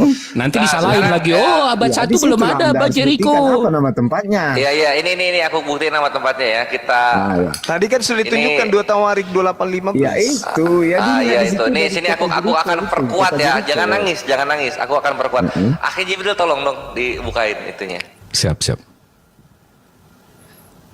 Ini Lu kalau dari nangis lu. Kita kan harus sesuai fakta ya. Kita harus sesuai fakta. Jadi, Extinct jadi trees. kita di luar Al-Qur'an. Kita di luar Al-Qur'an ya. Extinct tree, Hmm? BBC Reels. aku nggak mau tanggung jawab ya. Serius, sumpah. Waduh, abangku. Waduh. Anda buktikan Isa lahir di mana ya? Nah, extinct tree from the time of Jesus rises from the dead in Israel. BBC Real. Ini BBC. Oke. Nah, BBC ya kita buka sekarang. Nah, kalau misalnya nonton kan lama tuh 9 menit tuh. Takutnya nggak bisa bahasa Inggris nih si kebetulan. Baca Iya, deskripsinya saya tolong. Agak bodoh saya. Enggak, Kemana, deskripsinya aja yang di bawah. Deskripsinya, Oh, deskripsi Saya agak YouTube. bodoh sedikit. Oke. The Tolong fruit bacakan. of tree symbolize life and Di prosperity. atasnya. Forest of Judean date palm trees once covered in ancient Israel from the Lake Galilea to the Dead Sea. Tolong di bahasa Indonesia kan? Translate aja. Hutan pohon kurma Yudea pernah menutupi Israel kuno dan danau Galilea hingga laut mati. Wah gabrul ini penipu nih, pendusta, Ini penyesat penipu ini, penyesat Hoax. ini. Hoax. Jadi begini, Bu. Nama tempat Saya malah Yesus membacanya itu di situ dilahirkan tadi apa? penuh Itu dengan yang saya kandung. tanyakan sekarang Tapi kepada bahasa Anda. Bugis. Anda memang Jadi gayanya- gini kebenaran. Kita harus jujur ya, kita harus jujur ya. Al-Quran ketika ngomong Nabi Isa lahir di batang pohon korma, di pangkal pohon korma, itu terbukti di ribuan tahun kemudian bahwa memang dulunya ada. Orang-orang Kristen nggak tahu. Nah, posisinya sekarang begini. Kalian mengimani Yesus lahir di kandang domba atau lahir di goa, itu bukan dari kitab suci kalian. Kalian mengimani hal tersebut dari lukisan. Ya. Bisa. Terima kenyataannya, Bre. Nggak biar mirip Zeus aja kali bang, biar keren. Oh, oke lah kalau gitu. Saya Itu tahu jadi bilang bedanya. tadi Kita Zeus mengimani itu- apa yang dari kitab salah suci, saya. kalian mengimani dari lukisan suci ya gitu. Tadi sudah Thank aku you. bilang jangan sentuh goa karena itu akan merujuk pada 2 Petrus 2. Setan-setan ada dalam goa, muncul Horus, Atis. Di goa semua lahirnya tuh. Iya. Sedangkan Anda pun mendapat kitab Anda dari Goa kan? Menerima wahyu dari Iya, goa. di Goa. Iya kan? Iya, sama lah kayak Sama Elia. seperti Elia. Tapi setelahnya Rasulullah tidak lagi menerima wahyu di situ. Hanya Oh, ya, pindah peneguran lagi ya. Tuhan kepada tunggu dulu. Dan yang mengatakan kemudian bahwasanya goa itu bukan menerima wahyu yang berkaitan dengan ajaran setan, itu lahirnya di goa. Beda coy. Jadi sekarang pertanyaannya, di mana Isa dilahirkan? Itu yang saya tanya sekarang. Oke. Nah, tadi kan udah dijelasin. Iya, di mana Dijelasin itu? tuh. Tadi nggak ada Di dijelasin sebelah tempatnya. timur Baitul Maqdis Apa kemudian. namanya? Apa namanya? Ya, gini loh, Bre. Contoh kayak Bahaya gini ini. ya. Udah aku bilang Kalau dari tadi. misalnya di sebelah timur Bandung, ya Bandung Saya tapi tadi kan timurnya jelaskan gitu dia loh. di Bethlehem. Dengarkan. Saya tadi menjelaskan dia di Bethlehem dan sampai sekarang. Ya udah di buktiin aja Bethlehem kandang itu domba abad pertama di digunakan Bethlehem gitu loh. kandang- Tertulis di dalam kitab digunakan suci Dewa lu. sebagai kandang domba sampai sekarang saya jelaskan. Ya tadi. udah mana Jadi, tertulis, walaupun Anda mana tidak mau tertulis. menerima, Nggak gini. Iya. Lu boleh mengimani kayak gitu, cuma jangan difitnah gitu loh. Kalau nggak tertulis ngapain diimani? Anda membawa lagi ke lain. Karena Yesus kita itu kan lahir di mengutip dari mana dua memang? Alkitab. Yesus Dia itu lahir lahir di kota Bethlehem kan? Nah, Jelas kan? tapi kalau terbukti arkeolog tidak membuktikan di situ lahir gimana? Silahkan tampilkan. Silahkan tampilkan datanya. Yakin tuh? Aduh. Sekarang gini, saya sudah tampilkan data. Sekarang pertanyaan saya dong, Juma. Sekali. Boleh nggak? Data Oke. apaan sih? Tunggu Orang, dulu, orang tunggu buku dulu. dari kekristenan kok tadi Tunggu dulu. dibunuh. Tunggu dulu. Kok takut kali? Udah Sabar saya dulu. tampilkan. Anda mau terima Kita data buktikan ini dulu. atau enggak? Setidaknya saya Sabar. sudah tampilkan. Ya kan? Betul nggak? Sabar. Anda mau terima atau enggak? Inilah data saya begitu. Jadi kalau Anda pun menyanggah ya silahkan, nggak apa-apa. Sekarang saya mau menanya, silahkan tunjukkan datanya kehidupan Muhammad yang tertuang di dalam sejarah. Aduh. Atau begini. Ketika Satu Nabi jazirah Muhammad hidup, Arab saya kan tadi membuktikan dan menjelaskan menjadi bahwa- saksi kehidupan beliau. Yesus siapa yang membuktikan di sana? Tadi kan saya tampilkan lagi datanya ya. Di mana bahwa Yesus juga ada tertera di luar Alkitab begitu. Yang pertama Iya, tadi cuma kan gini bedanya, itu Yesus yang berbeda. Kenapa? Karena semua data di luar ini ya, di luar Bible itu mengamini bahwa Yesus itu mati, nggak bangkit, nggak ada bangkitnya, dia mati. ada datanya loh. Flavius Ada. Josephus. Iya, Iya. pas. Anda tahu kok. Flavius ini sini kita kasih lihat Flavius Josephus ya.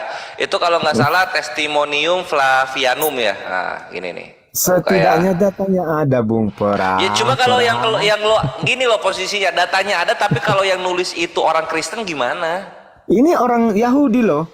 Iya, Notabene kata orang orang Kristen Yahudi yang itu ngomong. menolak Yesus. Jadi orang Kristen bawa kitab, ini kitabnya orang Yahudi gitu. Padahal yang bikin orang Kristen. Mau buktinya?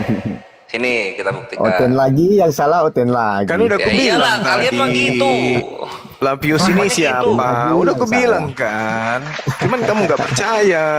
Jadi Memang begini. Anda itu tempatnya salah, bro. Ya. Oke. Berarti Anda nggak Tunggu ya, bisa tunggu, menentukan tunggu. data Diakui ya. dia tempatnya Di mana salah, Nabi diakui dia. Anda hidup yang datanya dari luar Al-Quran atau luar hadis. Itu gampang Bisa itu gampang ada itu. banyak, Ada, oke, silakan banyak. Banyak, tumpah-tumpah. Banyak. Ya udah, silakan tampilkan. Oke. Tunggu gue mau mau gue bubukin lu si Josephus ini. Nah itu Akhi Jibril tuh nanti yang ngeluarin ya. Silakan Akhi Jibril duluan boleh kalau udah ini aku nyari dulu. Aku datang besok. Nabi Muhammad di luar Al-Quran dan hadis ya? Iya. Waduh, tumpah-tumpah itu. Iya, silakan. Tahu dong Nabi Muhammad lahir 671 ke 732. Bang Kores tolong gedein dikit ya Bang. Nggak usah banyak-banyak. Oke. Cut. Segini cukup? Alhamdulillah. An Sip. account of Battle of Gabita. A fairly early source dates in 637. 5 tahun setelah beliau meninggal. In January, the people of their life in many village was revenged by the killed of Arabs of Muhammad. Jelas. 1. Battle of Gabita. Habis itu The Doctrina Jacobi. Dia menuliskan when the candidatus was killed by Sarkian ini tahu kan artinya penghinaan terhadap orang Arab. I was Karelans is set off by both Scamia. People were saying the candidatus has killed and Jews were overjoyed and they were saying that the prophet had appeared. Nah, itu tahun 632. Oke, habis itu Thomas the Praebaster. Catatannya ditulis in the year of 945, indication 7, Friday 4th January 634. The 9th hour there battle the Romans of the Arabs of Muhammad. Ini di luar Islam loh. Bishopnya apa ya? Apa ini? Uskup kalau di Indonesia uskup. Begini Bung Jibril. Itu data Anda dari mana itu? Dengarkan dulu. Itu sumber Anda dari mana sih? Bishop James Bishop PhD. Nah lo yang punya datanya uskup. Bentar ya. Tadi Bishop Sabeos. Muhammad preach saying with the oath of God promising that land to Abraham and his posterity after his forever. This Muhammad, jelas lagi. Habis itu apa lagi? The Kyrgyzstan Chronicle. Habis itu catatannya mana Nabi Muhammad? Daniels. Waduh. Aduh, ini mesti dicatat. Nih. Then God raised up against the sons of Ismail, numbers the son of the seashore, whose leader Madabrana was Muhammad atau Muhammad. Wah, ini capek bang. Ini saya baca atu-atu gini. Wah, ini ada Pope Isaac of Alexandria. Wah, ini Apa itu? aduh. Ini catatannya nih. Abdul Aziz Ibnu Marwan tahun 65705. Kutip-kutip dari mana? Lah. Kutip-kutip dari mana? Iya. Enggak bisa, Begini, Bang. Bro. Kalau Begini, datanya itu, Saya sudah mencari Abang data. bantahnya gini cara bantahnya nih, Bang. Yang dapat Anda Abang sajikan ngebantah ini dat ada. Yang Abang pertama ngedan itu, Abang manuskrip Al-Quran. ngebantah Itu datanya tuh data gini, Bang. arkeologi Anda ya. Manuskrip Al-Quran. Yang kedua koin Khalifah. Saya bantu Anda. Enggak, Abang ngebantah datanya. Enggak usah ke situ dulu. Saya bantu Anda koin Khalifah. Gimana tuh Oke. cara ngebantahnya tuh? Hah? Cara ngebantah datanya tuh Anda ini membantah cuma pakai congor, bro. Enggak. gimana sih? Mana Bawa datamu dari mana? sumber yang lebih apa loh? Datamu mana? Datamu. Coba tunjukkan Ini sumbernya tadi, maksud biar saya Aki cari. Jibril tuh ini nih. Sini Itu kan sumbernya tuh ini ya. apa? Gua kasih lihat ya. Gua kasih lihat. Ini datanya lagi nih. Nah, Dictionary of the Bible. Screen capture tuh. Screen capture. Oke, sudah. Dah. Halaman berapa ya waktu itu? 425. Oh, nggak salah. Oh, gue nyarinya setengah meninggal ini. 429. Itu menceritakan soal Kanaa. Ntar. Nah, nih. Tarik. Nih. Ini Dictionary of the Bible, ya. Mungkin datanya hihihi juga nih. Kadar. To the Brews, the name was also suggestive of the Black Tans. Saya skip aja ke sini ya. They dwelt between Arabia, Petra, and Babylonia. The people of Kadar were Phoenicians, derived from their tribe Muhammad ultimately rose. Tipu. Pembohong. Hoax itu. Hoax ini. Editan. Photoshop. Padahal ini penulisnya ini tipu juga. Apa gimana nih? Dictionary Siapa itu yang nulis? of the Bible. Siapa yang nulis? John D. Davis, PhD. Ini bukan orang Islam nih. Dia nggak sholat Jumat nih. Kebanyakan gelarnya itu fiktif. Nggak sholat Jumat nih. Menurut kebenaran dia Muslim ini, nulis. Nggak sholat Jumat nih, makan babi nih, saya yakin. Fiktif itu masa namanya nggak ada huruf vokalnya belakangnya. Tapi yang paling heran gue ya, kenapa ya itu namanya Michael Hart menulis ya? Tokoh yang pernah ada di muka bumi ini yang paling berpengaruh. Ini Michael Hart ini orang mana teman-teman? Kenapa ya menempatkan Nabi Muhammad Shallallahu Alaihi Wasallam nomor 1, Tuhannya orang nomor 3 ya? Kurang ajar itu orang itu. Tuhan kok nomor 3 gitu loh. Oh ya itu mualaf kali itu, mualaf. Coba tampilin Michael Hart siapa itu Pak Jibril? Kok Nabi Muhammad nomor 1 ya? Kok Tuhannya di nomor 3 ya? Bro, kok Tuhanmu nomor 3 bro? Enggak, abang-abangku di sini kemarin udah ketemu sama si kebenaran ini ngomongin soal kodeks. Habis itu dia kabur. Habis itu ketemu Bang Zuma juga kalau nggak salah siang-siang.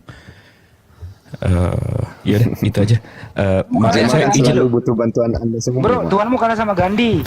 Enggak, Bang Zuma ngelawan ente itu tidur-tiduran. Jadi kalau membuka data pakai Tahu, saking tidurnya ajudan. ya. Maha benar Allah dengan segala firman-Nya. Assalamualaikum warahmatullahi wabarakatuh. Tampilin dulu Waalaikumsalam Michael Hart. Bang Jibril, tampilin dulu Michael Hart bro, biar dia puas. Kok Tuhannya nomor 3 gitu loh. Nggak usah. Saya tahu Tuhan Anda nomor 1 ya. Loh kok Nabi Muhammad bukan Tuhan? Oh, bukan. Nabi kami di atas daripada Tuhanmu. Ada juga yang mengatakan dia Tuhan. Siapa tampilkan yang mengatakan datanya? Nabi Muhammad Tuhan? Iya. Mau saya tampilkan datanya? Ya, tampilkan coba siapa? Ntar saya ambil dulu ya. Ya ambil di mana? Di sumur. Gali sumur dulu nih 6 hari nih. Gali sumur dulu dia. Itu pertanyaan saya belum dijawab loh. Jadi Isa itu dilahirkan di mana gitu? Dari data yang ditampilkan tadi, Isa itu dilahirkan di mana? Terusin. Ya udah kalah lu ah. Oh, kok kalah pula? Sebelah timur Baitul Maqdis. Tadi Iya, kan BBC apa Reels namanya? data gua. Itu tadi nggak dijawab dari tadi. Namanya apa? Ya, Sebelah Al-Quran cuma selatan menampilkan Jakarta kan sebelah ada timur namanya Baitul Bekasi Maqdis. atau apa di situ kan ada kan? Nggak ada, Jadi nggak itu ada, nama nggak ada. tempatnya apa? Baitul Maqdis sebelah timurnya gitu. Apa namanya? Ya nggak tahu lah. Iya, nggak tahu. Berarti Anda gabrol kalau Anda nggak tahu. Loh, sekarang lu Nazaret di mananya Nazaret? Kok di mananya Nazaret? Di Ya, Nazaret berapa? ada dong, pasti ada timur, barat, utaranya, pasti ada nama komplek-kompleknya dong. Dia asalnya dari Nazaret. Di mananya Nazaret? Coba pengen tahu. Nazaret itu luas bro. Di mana? Kabupaten mana? Di mananya? Bukan Coba pengen tahu. begitu. Jadi itu di Anda mana? nggak bisa sebutkan nama tempatnya. Anda juga nggak bisa sebutin daerah mana itu Nazaretnya. Ya, silakan. Anda hanya mengatakan di sebelah Ayo. selatan Baitul Maqdis. Itu aja yang Anda katakan. Ya iya, itu lebih akurat. Kalau lu Nazaret, di mananya Nazaret? Sebelah timur apa barat? Di mananya Nazaret coba? Coba. Kami Ya, di kota kami lebih Nazaret. ini. Itu Kami di kota lebih apa? mana? Lebih di kota selatan Baitul Maqdis gitu.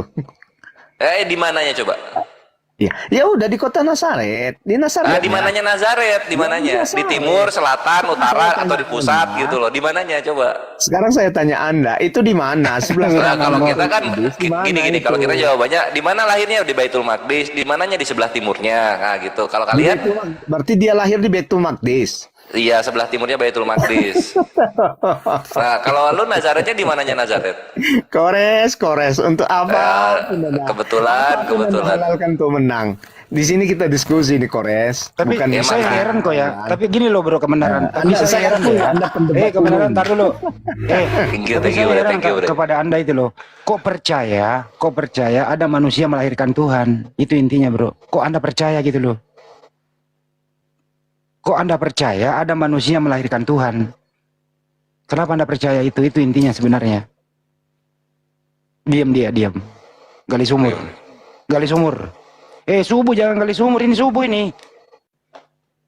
Jangan gali sumur. Tadi aku kadung buka data, aku tampilin dulu datanya ya Tampilin. supaya nggak Saya mubazir. Aku kadung buka data soalnya. Nah, udah ya, sip. Nah, jadi mengenai Nabi Muhammad itu nyata atau fiktif, kita tanya aja ke orang-orang Kristen yang ada di Gunung Sinai. Nah, ini Sinai Monastery ya. Ini sinaimonasteri.com gitu. Webnya monasteri di Sinai, orang Kristen tentunya ortodok dia. Ini kita ini aja lah, kita apa? Karena kasihan nggak bisa bahasa Inggris dia. Iya, saya bodoh. Iya, tolong bahasa Indonesia kan dulu. Baguslah kau aku 1 Korintus 4:10.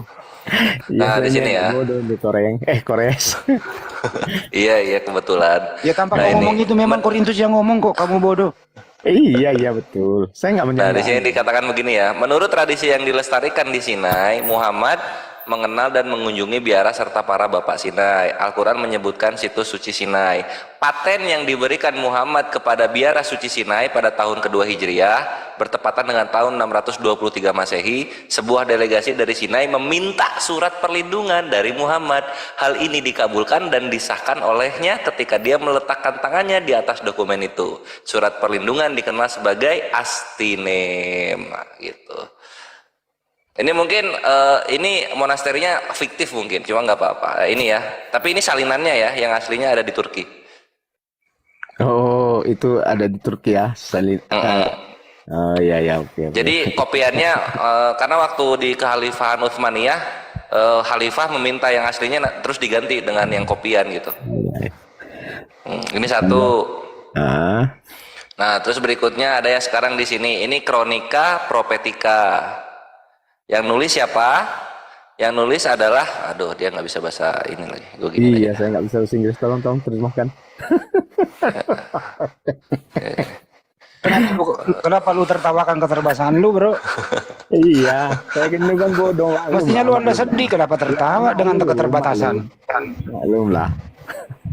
Iya mestinya sedih, jangan tertawa. Iya, saya menertawakan kebodohan saya. Biasa itu. Kebodohan kok ditertawakan. Iya. Mana dia? Nah ini. Eh? Ini punya gue, woi, kenapa lagi baris berbaris ya?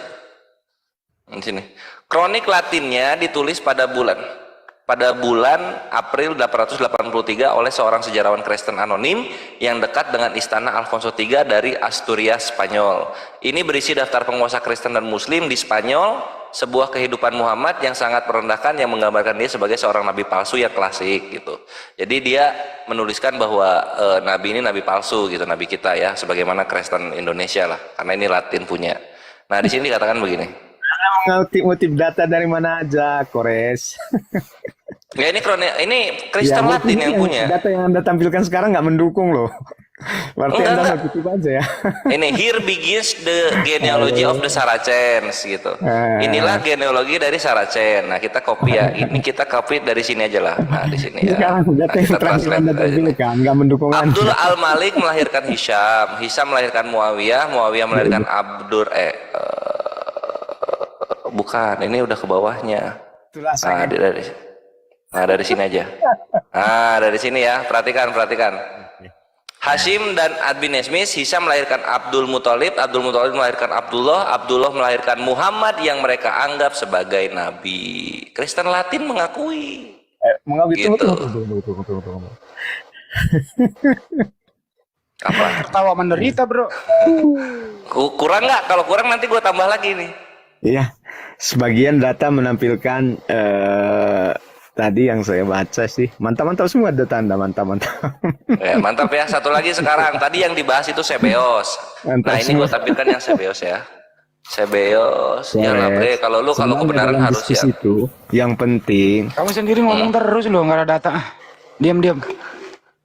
Nah berikutnya ini Sebeos ya. Ini Sebeos sejarah diterjemahkan dari Armenia klasik oleh Robert Bedrosian. Nah kita lihat di sini ya di bab 30. Sebeos ini baik ini. Mungkin kalau masih hidup sekarang mualaf dia. Kita buka bab 30. Sebeos ini adalah uskup Armenia ya yang terpandang ikhwan. Kita buka di bab 30-nya. Ini beberapa bab masih waduh bawah berarti. Ini 26 27 28 29 30. Nah, di sini.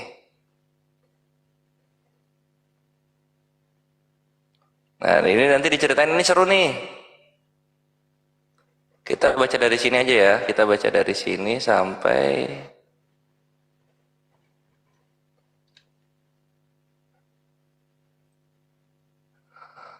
semua lah anjir. Ini karena keren nih si Sebeos ini.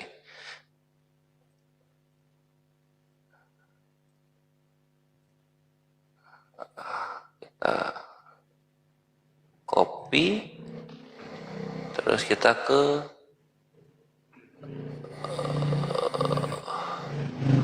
mana translate. Sabar ya, karena ini datanya indah ikhwan. Paste. Nah, 12 orang mewakili seluruh suku Yahudi berkumpul di kota Edesa. Ketika mereka melihat pasukan Iran telah berangkat dan meninggalkan kota dengan damai, mereka menutup gerbang dan membentengi diri. Ini nyeritain Israel ketika sedang diserang dua arah ya, diserang pasukan Persia sama diserang juga oleh pasukan Bizantium. Mereka menolak masuknya pasukan ketuhanan Romawi. Jadi Heraklius, kaisar Bizantium, memberi perintah untuk mengepungnya. Ketika orang-orang Yahudi menyadari bahwa mereka tidak dapat melawan secara militer, mereka berjanji untuk berdamai, membuka gerbang kota. Mereka pergi mendahulunya dan Heraklius memerintahkan agar mereka pergi dan tinggal di tempat mereka sendiri. Jadi mereka berangkat mengambil jalan melalui padang pasir ke Takastan menuju putra-putra Ismail. Orang Yahudi memanggil orang-orang Arab untuk membantu mereka dan membiasakan mereka dengan hubungan yang mereka miliki melalui kitab-kitab perjanjian lama. Meskipun orang-orang Arab yakin akan hubungan dekat mereka, mereka tidak dapat memperoleh konsensus dari banyak orang karena mereka terpecah satu sama lain berdasarkan agama. Pada masa itu salah satu dari mereka, seorang putra Ismail bernama Muhammad, menjadi seorang saudagar menonjol. khotbah tentang jalan kebenaran yang konon atas perintah Tuhan diwahyukan kepada mereka. Siapa itu Dan tadi? Muhammad Putra Ismail. mengajari Tunggu dulu Kores, yang di atas tadi apa? Apa? Oke. Kamu apa ini ya? ngoceh terus dikasih datang ngoceh melulu. Siapa di situ? Apa mau apa? Siapa yang di atas? Seorang putra Ismail bernama Muhammad. Dia bernama Muhammad. Di situ ayah Muhammad menjadi Ismail. Loh, kok Muhammad menjadi Anak-anak Ismail? ketua putra-putra Ismail. Kalau bahasa Inggrisnya begini. Tunggu ya. Jadi ini yang anda tampilkan ini data apa ini sebenarnya? Ini data dari Uskup Sebeos. Itulah saking anda pintarnya ya. Nah, Yang ini nih, kalau di sini situ nih, putra The Ismail yang Sons, bernama Muhammad. The Sons of Ismail. Kalau saya udah melihat data seperti itu, saya percaya sekali anda buat semua kebohongan. Enggak, maksudnya kebetulan lu tuh kekanak-kanakan Anda gitu asal loh. ada kata, anda ini search di Google ya. Asal ada Dalam kata Muhammad frasa, ditampilkan gini loh ya. kawanku, dalam frasa sans itu artinya bisa keturunan gitu loh. Ya, Anda pintar. Udah, cukup. Mantap. Sekarang Lanjut kita ya, banyak- lanjut ya. Data apa aja yang anda tampilkan, Kores? Anda search di Kenapa Google. terguncang sih? Semua data yang bernama Muhammad. Enggak, Anda ini bisa tampilkan. dicari ini bisa dicari. Ini nih Sebeos History. Itu nggak mendukung tuh. Dari buku aja coba anda ambil. Ambil dari buku sekali, jangan dari website. Ini Jangan buku kelas website ini. lah. Ini buku. Mana itu anda baca di komputer kok? Mana fisiknya? Lo tinggal Ini gua buku. print. Ini buku. Yang biasa Sekarang kamu punya buku nggak di situ? punya. Mana bukumu? Mana bukumu? Oke, ntar saya buka open cam. Mana bukumu ya? Coba. Buku apa? Coba kita lihat buku apa dia. Sambil lu nyari ya, ini kita ketik ya. Ini kita Coba buku apa? Ya. Sebeos tuh siapa sih Sebeos? Nah, kita buka aja di sini, Ikhwan. Ini yang pertama ini ya. Apa ini? Iya, kena lo sama ini buku ini lo. Kena lo sama ini lo bawa nih. Arkeologi sejarah. Alkitab kok sejarah Alkitab? Sejarah Bible. Salah ini. Ya udah, nggak usah komen kali ah. Ini lagi ini. Sejarah Bible kok Alkitab. Ya, Bre, kalau misalnya lu mau tanding-tanding buku-buku kayak begitu, itu buku berapa sih paling? 100.000 kan itu Itu kan? kan ada loh. Yahudi Tuhan apa tadi? Yahudi Tuhan Yesus apa tadi itu? Yang satu. Yahudi Tuhan sejarah. Dan sejarah. Yahudi Tuhan sejarah apa ini? Ya udah itu bukunya. buku lu. Ini buku-buku 100.000, Bre. Lihat yang gua ya, lihat yang gua sini. Tuh. Sini. Lihat sini. Ini buku 4 juta ini. Oh iya itu buku 4 juta. Oke. Jangan- Ya buku anda mahal-mahal sekali ya Kores. Iya, jadi jangan perkara gua ngeluarin PDF terus gua nggak punya buku. Kami di sini ini perpustakaan berjalan gitu loh. Itu yang tadi 4 juta, yang merah itu 500, terus Tarikul Khulafa itu 600 gitu loh. Sekarang sama ini ya, ini yang gua punya nih, ini pasti lu nggak punya ini. Tunggu bentar.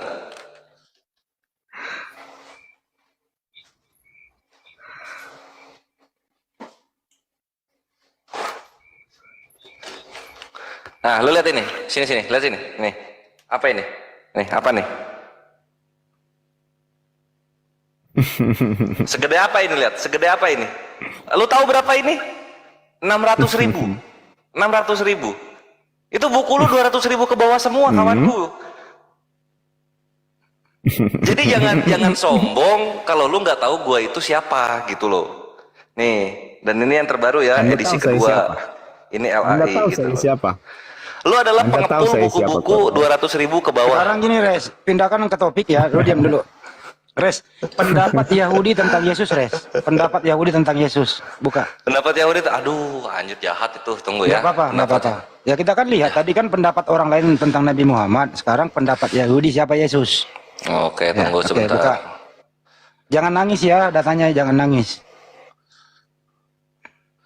Tunggu ya. Jangan nangis bro, membaca data ini. Bagaimana Yahudi memandang Yesus itu siapa? Jadi kita buka di ini, kita bukanya berarti harus di situs Yahudi, Bang Handi. Dia. Kalau di Bible jelas lah, kan ditolak. Alhamdulillah. Udah lama banget nggak buka ini, tunggu ya. Kan kalau di Bible jelas ditolak, dia keturunan pesina kan gitu. Kalau di Bible tuh turunan Yahudi tuh kan. Nah, jadi bisa dibuka di Lu ini ya, diam di dulu, lu buku diam. Gitin, Lu diam. di Gitin 57 nomor 3 ya. Gitin ini kitab tentang hukuman-hukuman penalti untuk orang-orang yang berbuat dosa. Nah, di sini dijelaskan.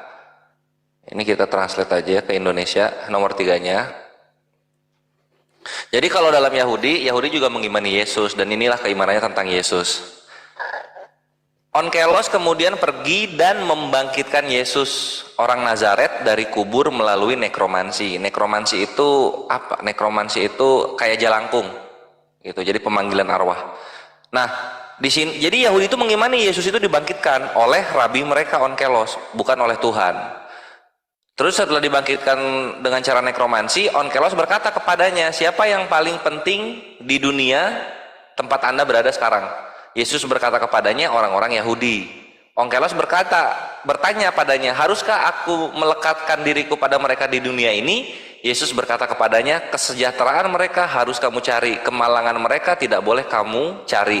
Karena siapapun yang menyentuh mereka dianggap seolah-olah dia sedang menyentuh biji matanya. Nah, itu yang pertama. Terus yang keempatnya sekarang.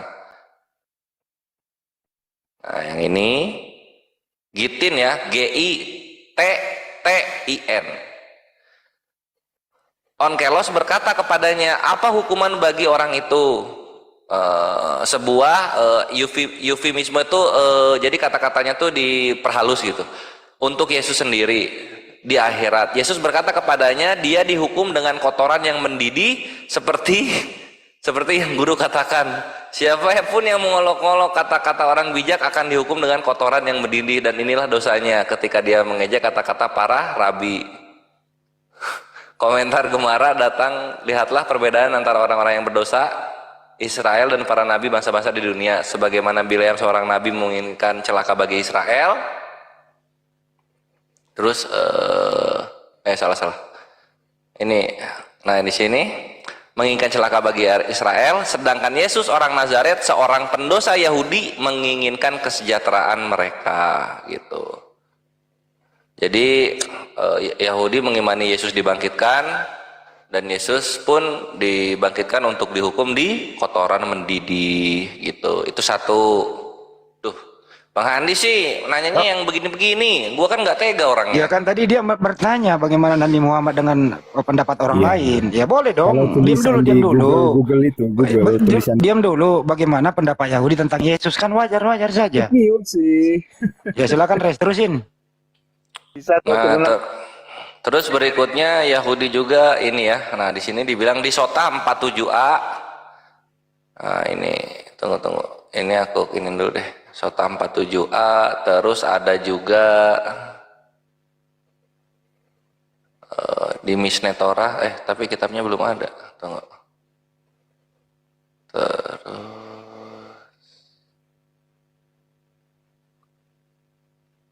Tertawa aja bro, tertawa aja. Nggak apa-apa. Tapi jangan buka mic-nya, kasihan tertawa kok sedih.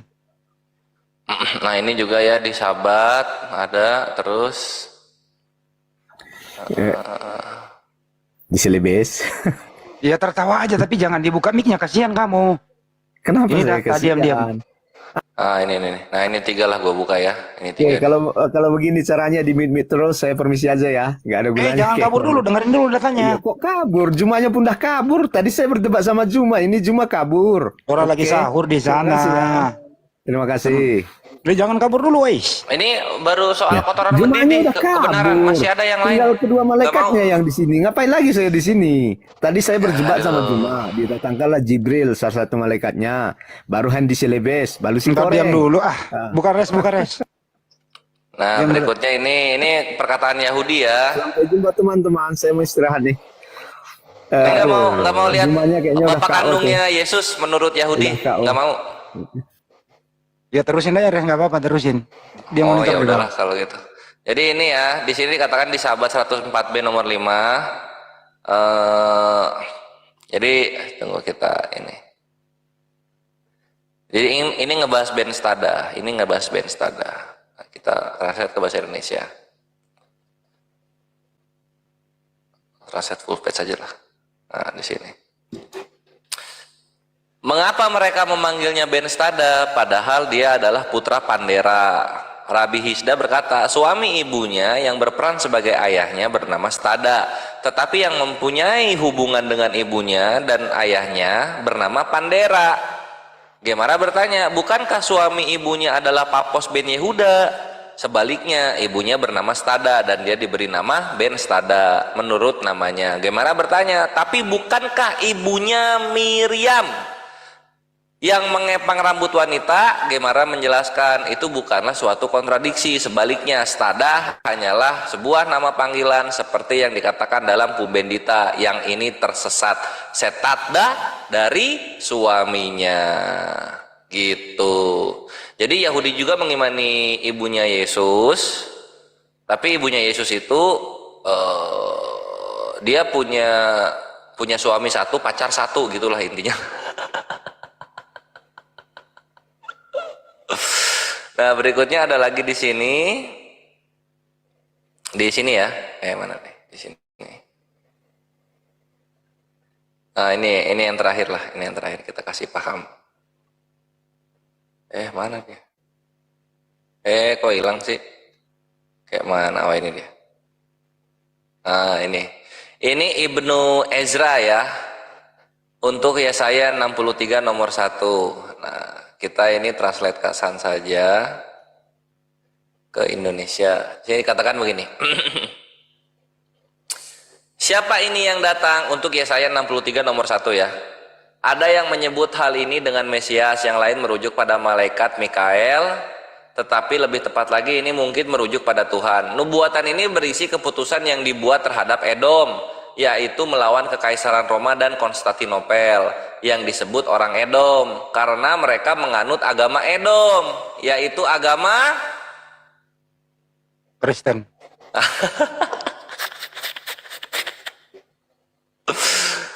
Yaitu agama Kristen yang pertama kali didirikan di kalangan orang Edom. Dar, selamat datang di kebenaran. Jadi dalam iman Yahudi, Kristen itu yang pertama menganutnya orang Edom gitu.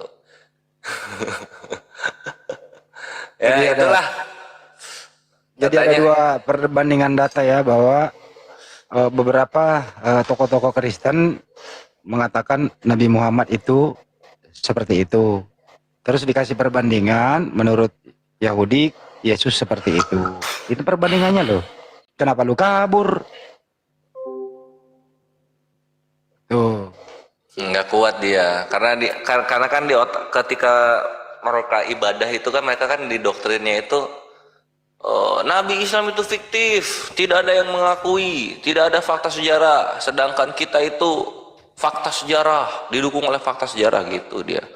Terus pas bertanya kepada Islam ya kaget sendiri, loh kok ternyata ada. Makin kagetnya apa? Loh kok ternyata orang Kristen zaman dulu mengakui Nabi Muhammad gitu dia. Paling kurang asam tadi ini orang tukang gali sumur nih mengatakan ada yang menuhankan Nabi Muhammad. Saya minta datanya, nggak nemu juga. Ternyata dia cuma gali sumur. Iya, dia lagi gali sumur tadi, nyiapin cangkulnya dulu Bang Andi. Mana ada orang menuhankan Nabi Muhammad? Kan netizen tadi nelpon saya, tolong kejar itu Bang Andi. Ini kurang ajar ini kalau nggak ada datanya nih, mengatakan ada yang menuhankan Nabi Muhammad. Siapa kira-kira itu ya? Kalau kita ngomong nih misalnya ya, Paulus mengakui dirinya Bapak, ada datanya gitu. Nah, coba kalau kalian bilang Nabi Muhammad itu Tuhan, di mana datanya kayak gitu? Ya, Yesus itu adalah utusan Tuhan, datanya ada. Betul. Nah, terus nggak ada datanya Yesus mengaku Tuhan, nggak ada. Kan gitu sederhana. Gitu teman-teman. Ya udahlah kalau begitu ya. Kita siapkan sahur. Bang Juma udah sahur? Udah Bang Andi. Masya Allah. Jadi kita umumkan lagi deh. Iya. Bahwa tetap kita di Masjid Nur Maulidah di Rumah Hobbit Sulawesi Selatan Makassar, tetap safari Ramadan 30 hari penuh. Di sana alhamdulillah sudah berjalan. Di hari keberapa ini ya? Hari ke-8 kayaknya. Hari ke-8. Saya nggak menghitung loh itu karena puasa nggak terasa gitu. Di sana aktivitasnya buka puasa bersama, sholat maghrib, kajian kristologi, sholat isya, sholat tarawih, ceramah, terus menyantuni anak yatim, terus sahur bersama. Jadi mohon kalau sekiranya ada ingin beramal jariah, silakan kami tunggu di rekening Yayasan Makassar Mualaf Center Indonesia di nomor rekening 401 tambah 3000 tambah 171 tambah 73 Bank Tabungan Negara. Kami tunggu. Kira-kira begitu Bang Juma. Iya Bang Andi, betul. Ya, nggak terasa ya. Kita sudah masuk minggu kedua Ramadan, Ikhwan. Minggu kedua ini. Iya benar ya. Nggak terasa minggu kedua ya. Masya Allah. Tiba-tiba minggu ketiga. Tiba-tiba Lebaran gitu ya. Lebaran. Tiba-tiba Gurunda ke Jakarta lagi. Aduh, ya Allah. Kita ke Bandung lagi gitu. Ke Bandung lagi kita. Naik kereta cepat. Naik kereta cepat. Iya. Soalnya Hidup Sadli, hidup Sadli. atau sama jalan tol. Kenapa Sadli tidak mau pakai kendaraan darat? Dia trauma di kilometer berapa ya? Dengan kejadian 97. Iya, 97. Itu dia. Jadi kalau lewat kilometer itu dia merem dia. Tapi memang enak sih naik kereta ini. Enak lah, 30 menit nyampe. Kereta listrik. Iya loh, jauh beda banget loh. Karena kalau jalan tol Gurunda ya, Bandung Jakarta itu 3,5 jam itu normal. Iya. 2 jam lah, 2,5. 2 jam, 3 jam. Kalau macet ya bisa 4 jam. Buset. Setengah Tapi jam. pas giliran naik kereta kemarin, tidak cukup pun setengah jam. Pada saat kita naik di Padalarang, 20 menit lebih sedikit. Iya. Tahu-taunya udah di Halim. Mantap itu. Mana aku yang pertama nyasar lagi Gurunda. Gimana? Yang pertama kan aku nyasar. Jadi kan janjian di Halim lah. Aku ke Bandara Halim. Oh iya ya. Lah, terus aku nelpon Jul, ini di mana? Enggak. Sebelum nelpon Jul nanya ke satpam, Pak, stasiun keretanya di mana? Stasiun kereta. Ini pesawat kan, bandara ini. Loh, stasiun keretanya kan di sini juga, di Halim juga. Baru ada yang tukang parkir. Oh, beda Dek. Di sana. Nggak tahu lah di mana itu Jakarta. Oh ya udahlah, jadi bayar 2 kali Grab ya. Tapi udah jaraknya dekat sih kalau dari situ. Cuman ini ya, pas nyampe di Bandung apa ini?